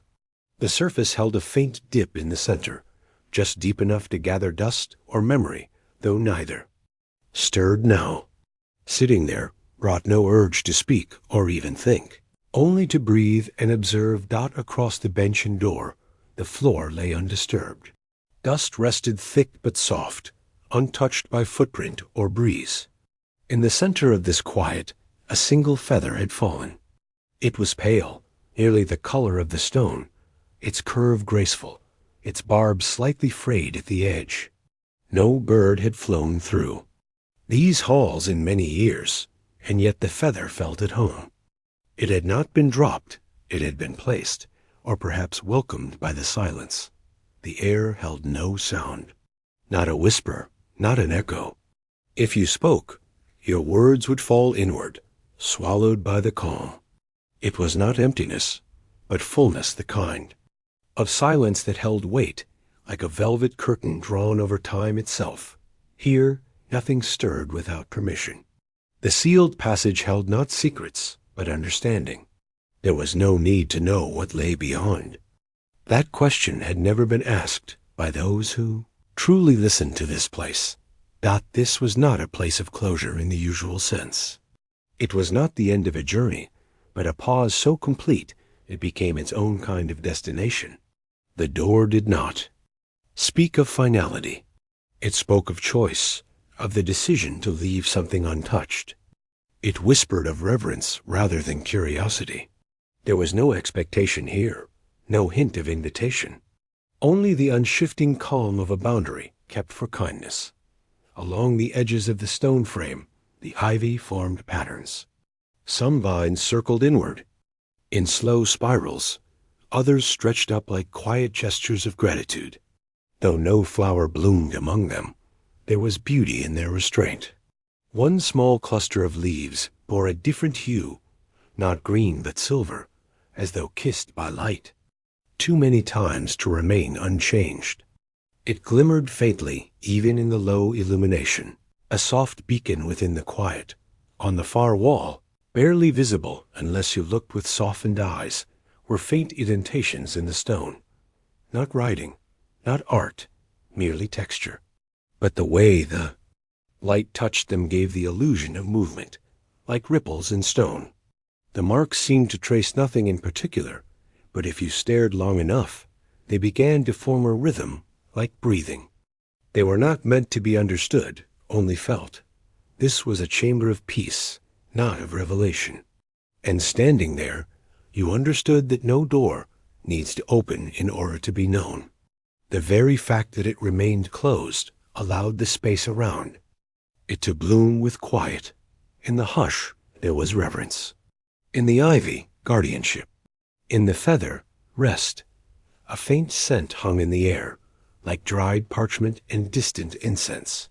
It did not shift, only remained constant, steady like the breath of old stone.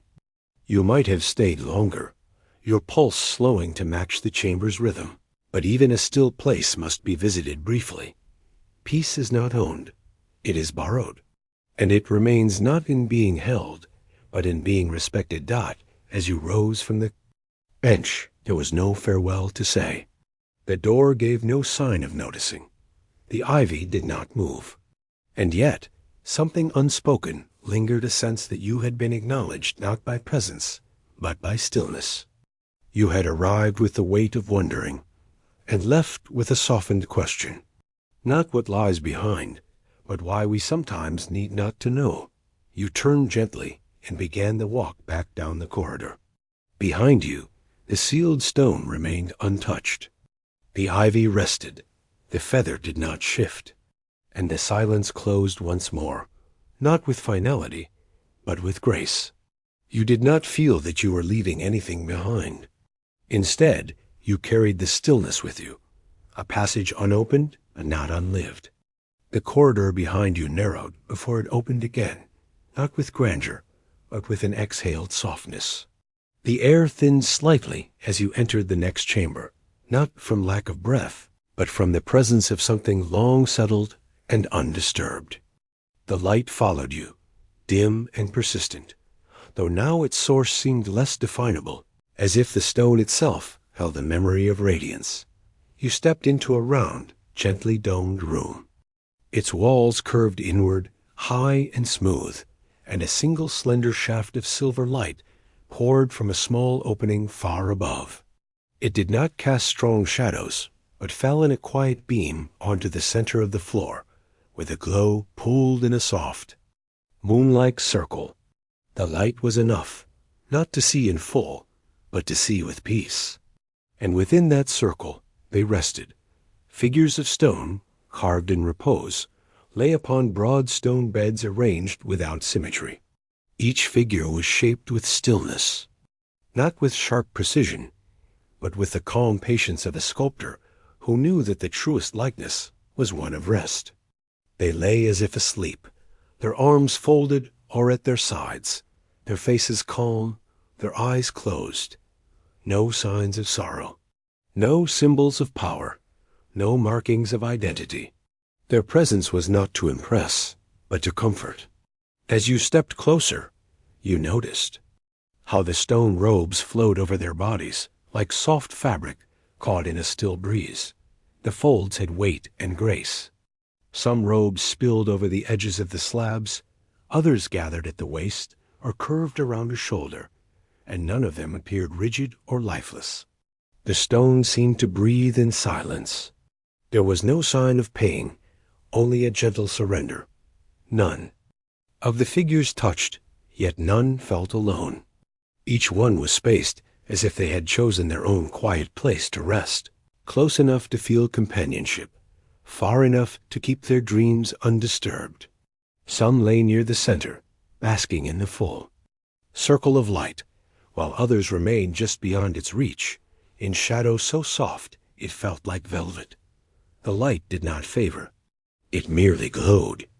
You could sense that these sculpted forms had not been made in haste. They had been shaped with remembrance, not of names, but of stillness. Around the edges of the room, small alcoves had been carved into the stone walls. Within each niche rested a small animal, carved in the same smooth stone as the sleeping figures. A curled fox, a resting lion cub, a pair of birds with their heads tucked beneath their wings.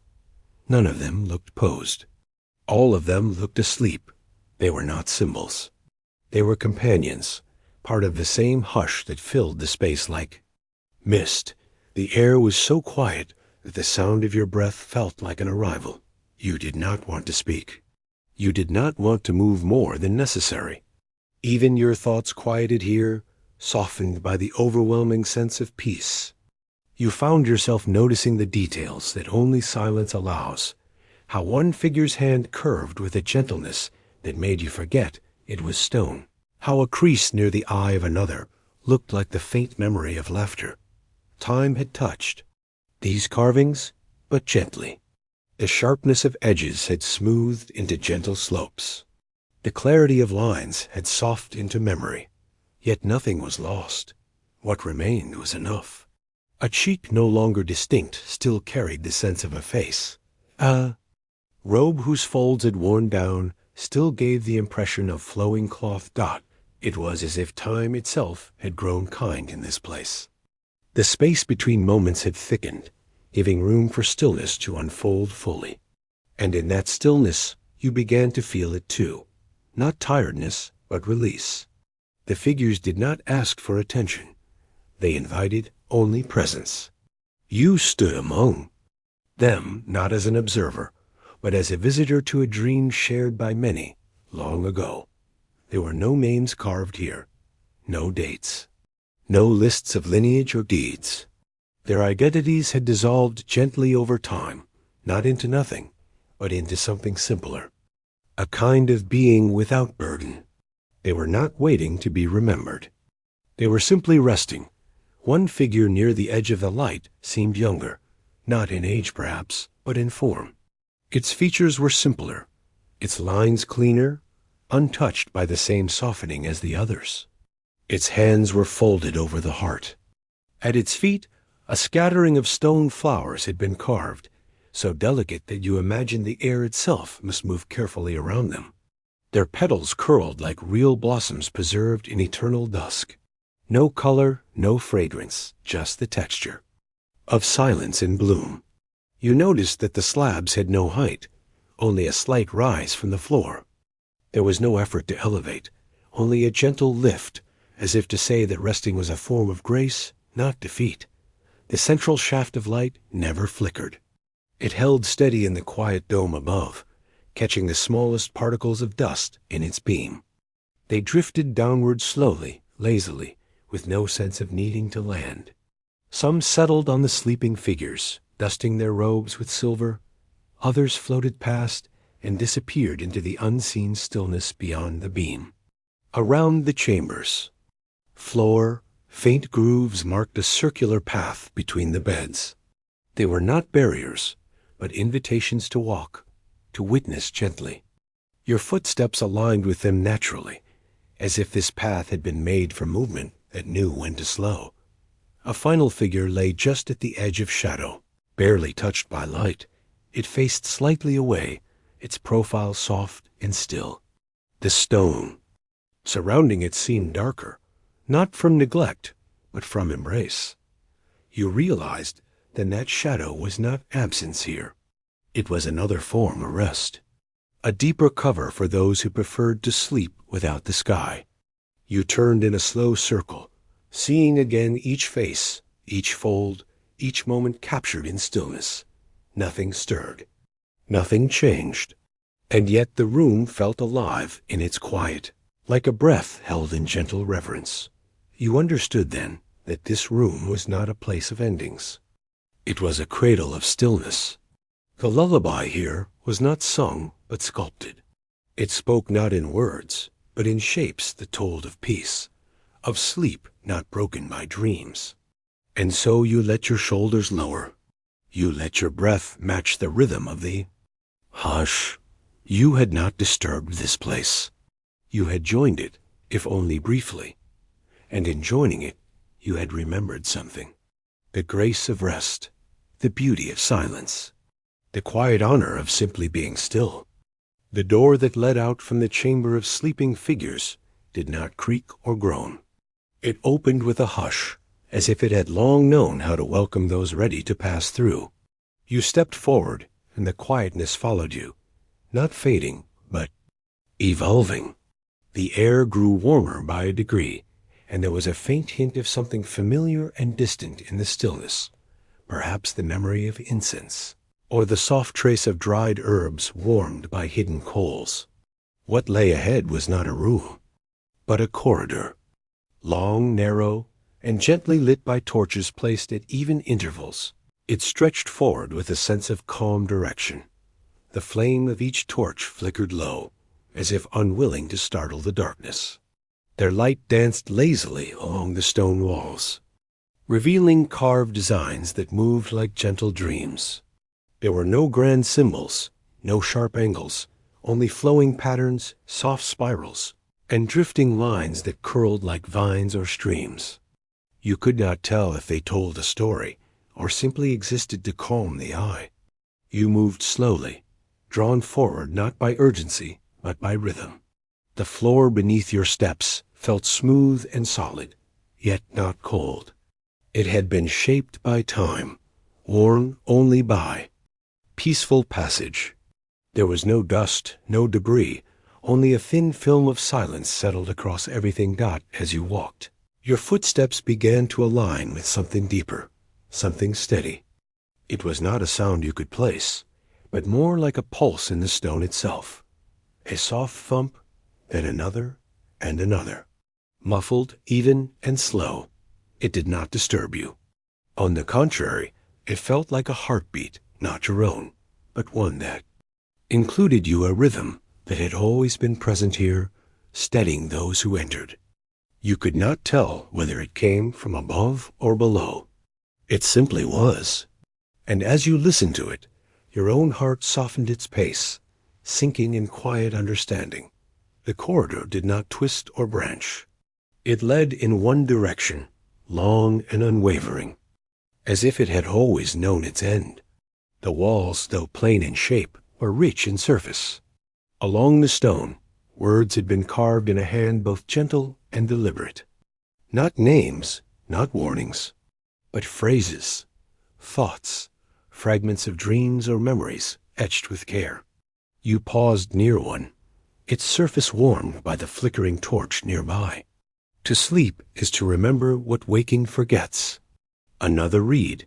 The silence within is not empty. These were not messages for others to follow. They were acknowledgments of inner journeys, left behind like stones placed in a stream, not to change its course, but to add texture to its passage. Between the carvings, other markings appeared, curved shapes, like leaves caught in breeze, or stars softened by cloud. Each symbol, each word, blended with the next, not in repetition, but in rhythm. You kept walking, not because the corridor urged you, but because the space itself held a kind of forward breath. Behind you, the silence of the sleeping figures remained untouched. Ahead, something else called, not louder, but deeper. A different stillness. You passed another torch, its flame glowing amber, casting an oval of gentle light that shimmered on the floor like shallow water. The scent of incense became more distinct now, carried lightly in the air. Not overpowering, not heavy, just a whisper of myrrh and resin, warm and earthy. It curled in your chest like a familiar sigh. The pulse in the corridor did not fade. It stayed steady, like a lullaby beneath thought.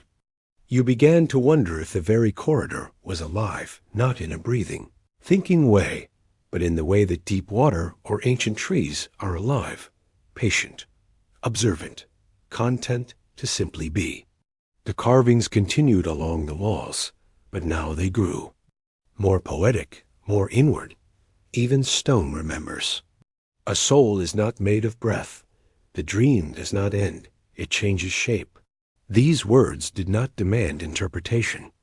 They allowed you to hear them without effort, to feel their weight without straying. They offered no puzzles, only the comfort of someone once thinking quietly to themselves, and choosing to share that thought with stone. You paused in a wider section of the corridor where the ceiling curved higher, like the inside of a shell.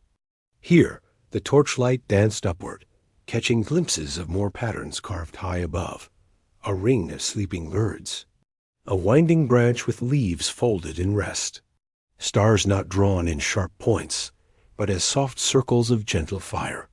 You stood beneath them, and the sound of the muffled heartbeat grew slightly stronger. It was not louder, just closer, like standing near the chest of someone sleeping deeply. It offered you no answers, only presence.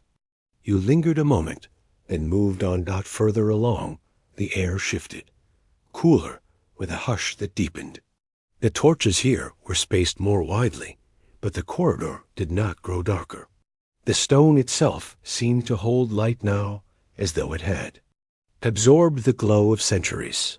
You could make out your own shadow, soft and barely defined, stretching ahead of you like a dream walking beside you. And still, the heartbeat remained. Still, the scent of incense traced your breath. Still, the carvings whispered without sound. Near the end of the corridor, a final panel of stone, or a single phrase, etched in gold rather than shadow. The letters shimmered softly, not bright, but constant. You did not read it aloud. You did not need to. It simply said, "You have come far. You are not lost." There was no punctuation, no title, just that sentence. Below it, The stone pathway curved gently downward, as if guiding your feet into the last turn. You could not see where it led yet, but you no longer wondered. You were not here to uncover secrets. You were here to rest beside them. As you stood at the curve, the final torch flickered beside you. The soft pulse in the stone remained, steady, unchanging, like a lullaby played for no audience except the walls themselves. You placed your hand on the cool surface beside you, not to steady yourself, but to say thank you. The stone did not respond. It did not need to. It had always been listening. You took a breath, not deep, not rushed, just enough. Then, slowly, you followed the turn, stepping onward. The corridor had given you its gift, stillness in motion, silence in memory, and a quiet reassurance that even in the longest hallways, there is rhythm. The corridor had narrowed once more, guiding you toward a softer darkness. The torchlight behind you faded gently, until only the glimmer of golden tones along the walls remained to lead your steps. You noticed the stone here was smoother than before, touched by fewer carvings, as if the walls had chosen stillness over decoration. There was no sudden turn, no unexpected change, only a sense of slowing, as though the air itself had begun to whisper you into quiet. You came upon a space that was neither a room nor a hall, just a widening in the corridor, a small alcove shaped like a sigh held in stone. There was no torch now, only a small pedestal in the center of the floor, and upon it a single candle. Its flame did not flicker. It glowed steady and low, casting a soft amber light that warmed the stone around it. This was not the light of warning or ceremony. It was the light of reflection, as if the candle had been placed there for the purpose of seeing gently, not to search, not to reveal, but to understand. On the wall opposite the candle, carved into the smoothest slab of stone, was a single inscription. It was not large. The letters were delicate, and they shimmered not brightly, but with a calm resilience. They had been traced in gold leaf, applied with such care that not even time had dulled them. The glow of the candle made them shimmer like morning sunlight, catching the surface of a stream. You took a step closer, slowly, reverently, not out of fear, but out of quiet respect. The words read, "Let the soul rest where the heart no longer searches." You did not read it twice. You didn't need to. The sentence sank into the air like a stone into deep water. No splash, no echo, just descent. It felt neither ancient nor new, but timeless, something always known, but never quite spoken aloud. You stood there, the candle at your side, the gold before you, and let the message take its place. It did not offer instruction. It was not a direction to follow or a riddle to unravel. It was simply a release, a pause in the breath of thought, a closing line that did not end the sentence, but let it drift away. The wall around the inscription held no other marks. It needed nothing more. The stone here was warm to the touch, worn smooth by years of stillness. You reached out and let your fingers trace the space beneath the words, not to disturb, not to understand, but simply to feel present. The candle did not waver. Its small light continued to cast a ring of gentle glow, which trembled just enough to make the gold seem alive. There was a faint scent in the air, not strong, not floral, perhaps a trace of aged parchment or dried petals that had been stored away long ago. It clung to the moment like a memory you couldn't quite place. There was comfort in it, a reminder that what we forget is not always lost. Some things simply choose silence. You sat for a while on a low bench carved into the side wall. It had no backrest, no ornament. It was there not to hold you, but to offer you stillness. From that angle, the candle and the inscription stood, the center of your view. Time loosened its grip. You weren't waiting, and you weren't preparing. You were simply resting, with the message resting alongside you. The silence here was deeper than before, not heavier, just fuller. It held space for everything thought, breath, even dreams that drifted and half-formed and faded again without need. Perhaps others had sat here before. Perhaps not. It didn't matter. The presence of the place did not demand to be shared. It was enough that it welcomed you. Enough that it offered no sound, no task, no distraction. Just one candle, one wall, one sentence in gold, and a long, low hum of quiet acceptance. You looked again at the inscription, and this time the candlelight shimmered across it in a new way.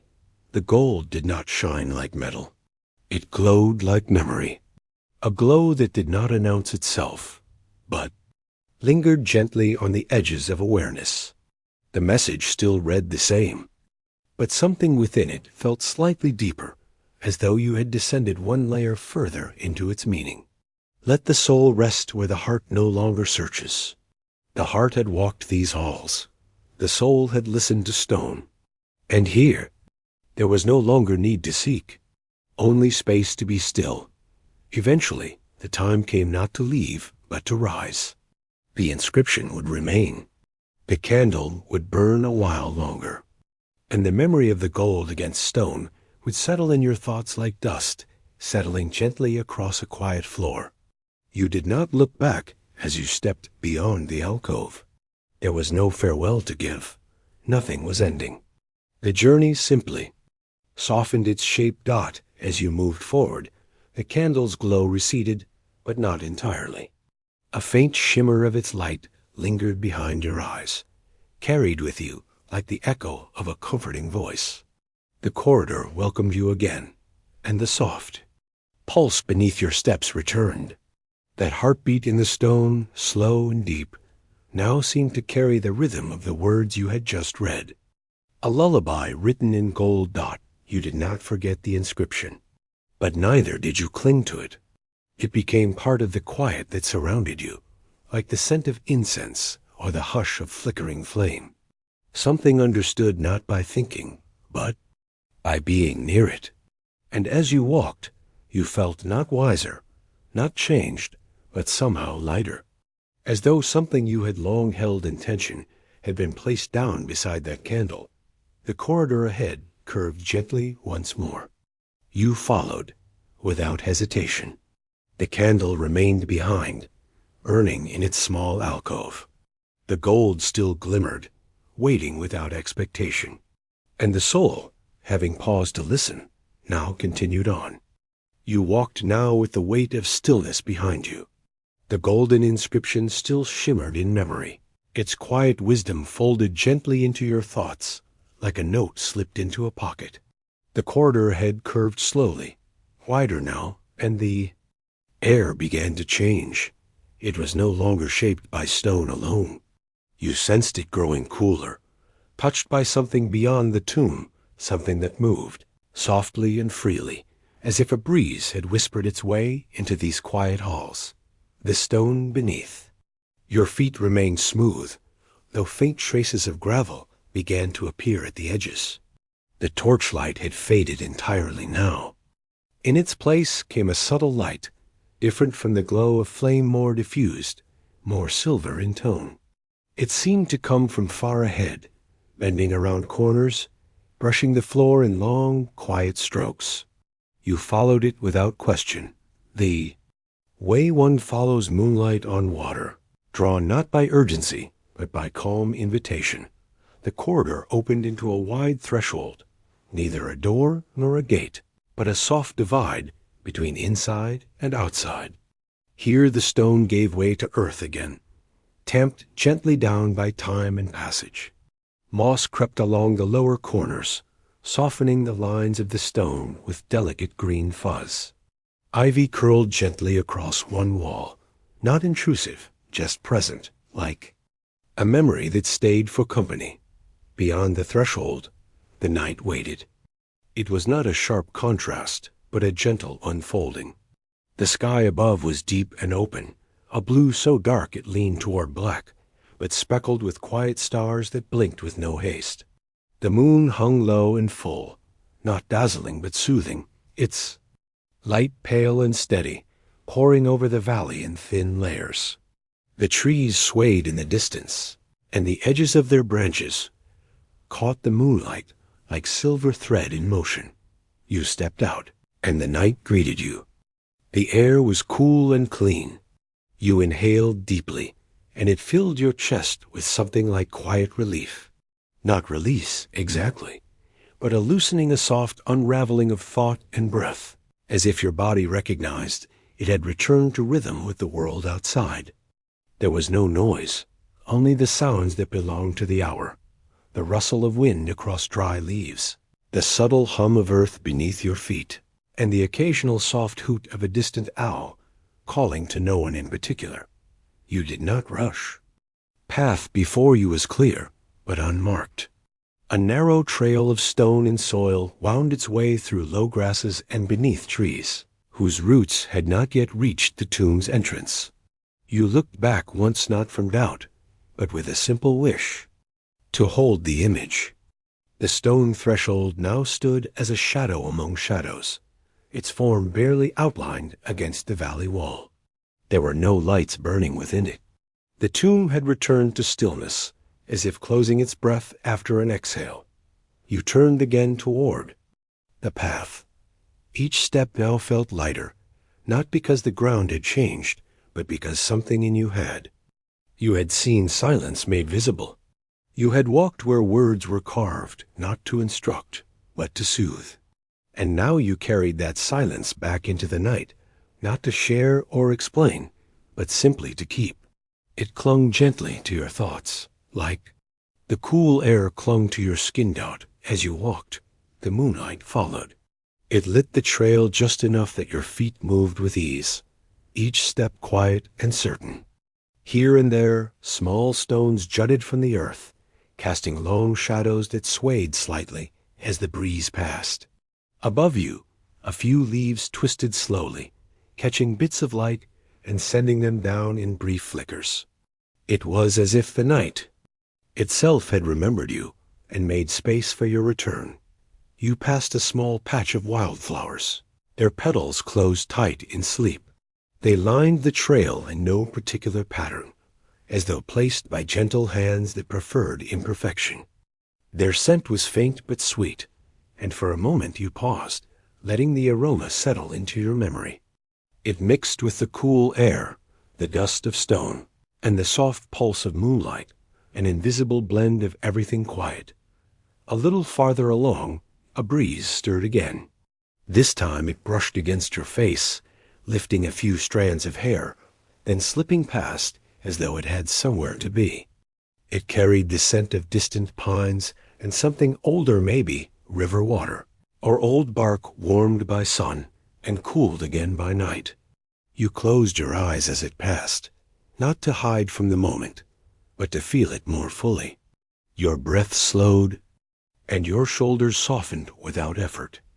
You reached a bend in the path where the trees arched overhead like a vaulted ceiling of leaves. The moonlight filtered through in patterned beams, touching the ground in soft squares and circles. It reminded you of the patterned shadows inside the tomb, how even in darkness, shape and form had found a way to remain gentle. The world was not closing in. It was opening up softly, like pages of a book, turning one by one toward sleep. Somewhere nearby, an owl called again. Its voice was low, deliberate, as if reciting a memory. You did not answer. You simply listened, letting the sound pass through you and drift into the trees beyond. The owl was not warning. It was not watching. It was simply part of the quiet rhythm that now surrounded you. Your steps slowed as you approached a rise in the trail. From here, the land sloped down into a meadow, silver with dew and wrapped in thin mists that coiled just above the grass. You paused, looking out. The valley was wider than you remembered, its edges softened by night and distance. The tomb was behind you now, tucked into stone and memory. Ahead lay only the dark and the stars, and the cool breath of earth beneath. Your feet. You took a deep breath again. Not a beginning, not an end. Just a breath, and then you stepped forward. The hush within the tomb had grown softer, as if even silence itself had begun to rest. Candles once lit had now flickered low, their wicks glowing faintly in amber halos. Along the floor, the dust had begun its slow return, settling gently over the paths that had been walked, covering faint imprints in a fine, weightless shroud. Where footsteps had whispered moments before, now stillness reigned again, complete, patient, and kind. The tomb did not close like a door. It simply returned to itself. Stone absorbed the quiet as if it had always known how. Walls that bore. Ancient carvings glimmered in the last of the candlelight, as shadows softened and merged along their length. There was no alarm, no disruption, no sense of an ending, only the slow exhale of a place easing back into timelessness. Even the air felt calm, wrapped in coolness and the faintest trace of incense that still lingered near the final corridor. A breeze entered the chamber as though invited, carrying with it the scent of night-dry, clean, and old. It moved across surfaces untouched by light for centuries, and stirred nothing that did not wish to be stirred. Bits of sand drifted in behind it, tracing low along the floor, catching the glow of the last candle's breath. It was as if the desert, too, had come to reclaim this moment, to tuck it back into itself. Outside, the moon hung low above the dunes, casting silver across the ridges. The tomb's entrance, once opened with care and silence, now stood still. Beneath stars, no grand door slammed shut, no curtain fell. Instead, the world around it simply shifted, as though gently closing its eyes. The earth would begin to forget our presence, covering traces with dust and wind, in the same way it had done for centuries before. Above, owls called across the dark expanse. Their voices, soft and hollow, echoed through the canyons in tones more lullaby than warning. No fear lingered in their cry-only rhythm, only the music of night. Somewhere in the far distance, sand slipped against rock in a slow cascade, a sound so subtle it barely registered, like a breath drawn in sleep. This was not the desert warning, but dreaming. A few steps beyond the threshold, the warmth of the tomb faded, replaced by cool air and open space. Looking back, there was no fear, no regret, only a quiet sense of gratitude. The stone passage, once lined with flickering gold, now appeared darker, but never cold. It had given us its story not in words, but in moments. Not in answers, but in presence. And now, as it returned to rest, so too could we dot the footprints, once fresh in the soft earth, began to disappear grain by grain. Dust gathered in small eddies along the path, rushing out our presence with patience, not urgency. The world wasn't erasing, just restoring balance. Every motion seemed slow and deliberate, like the hands of time smoothing out the day. The desert remembered what had always been true. Nothing is disturbed forever. As the valley deepened into night, stars above brightened with soft insistence.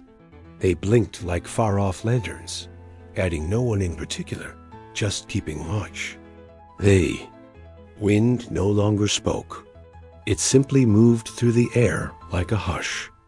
In this sacred moment, everything felt suspended, not ending, not beginning, just resting.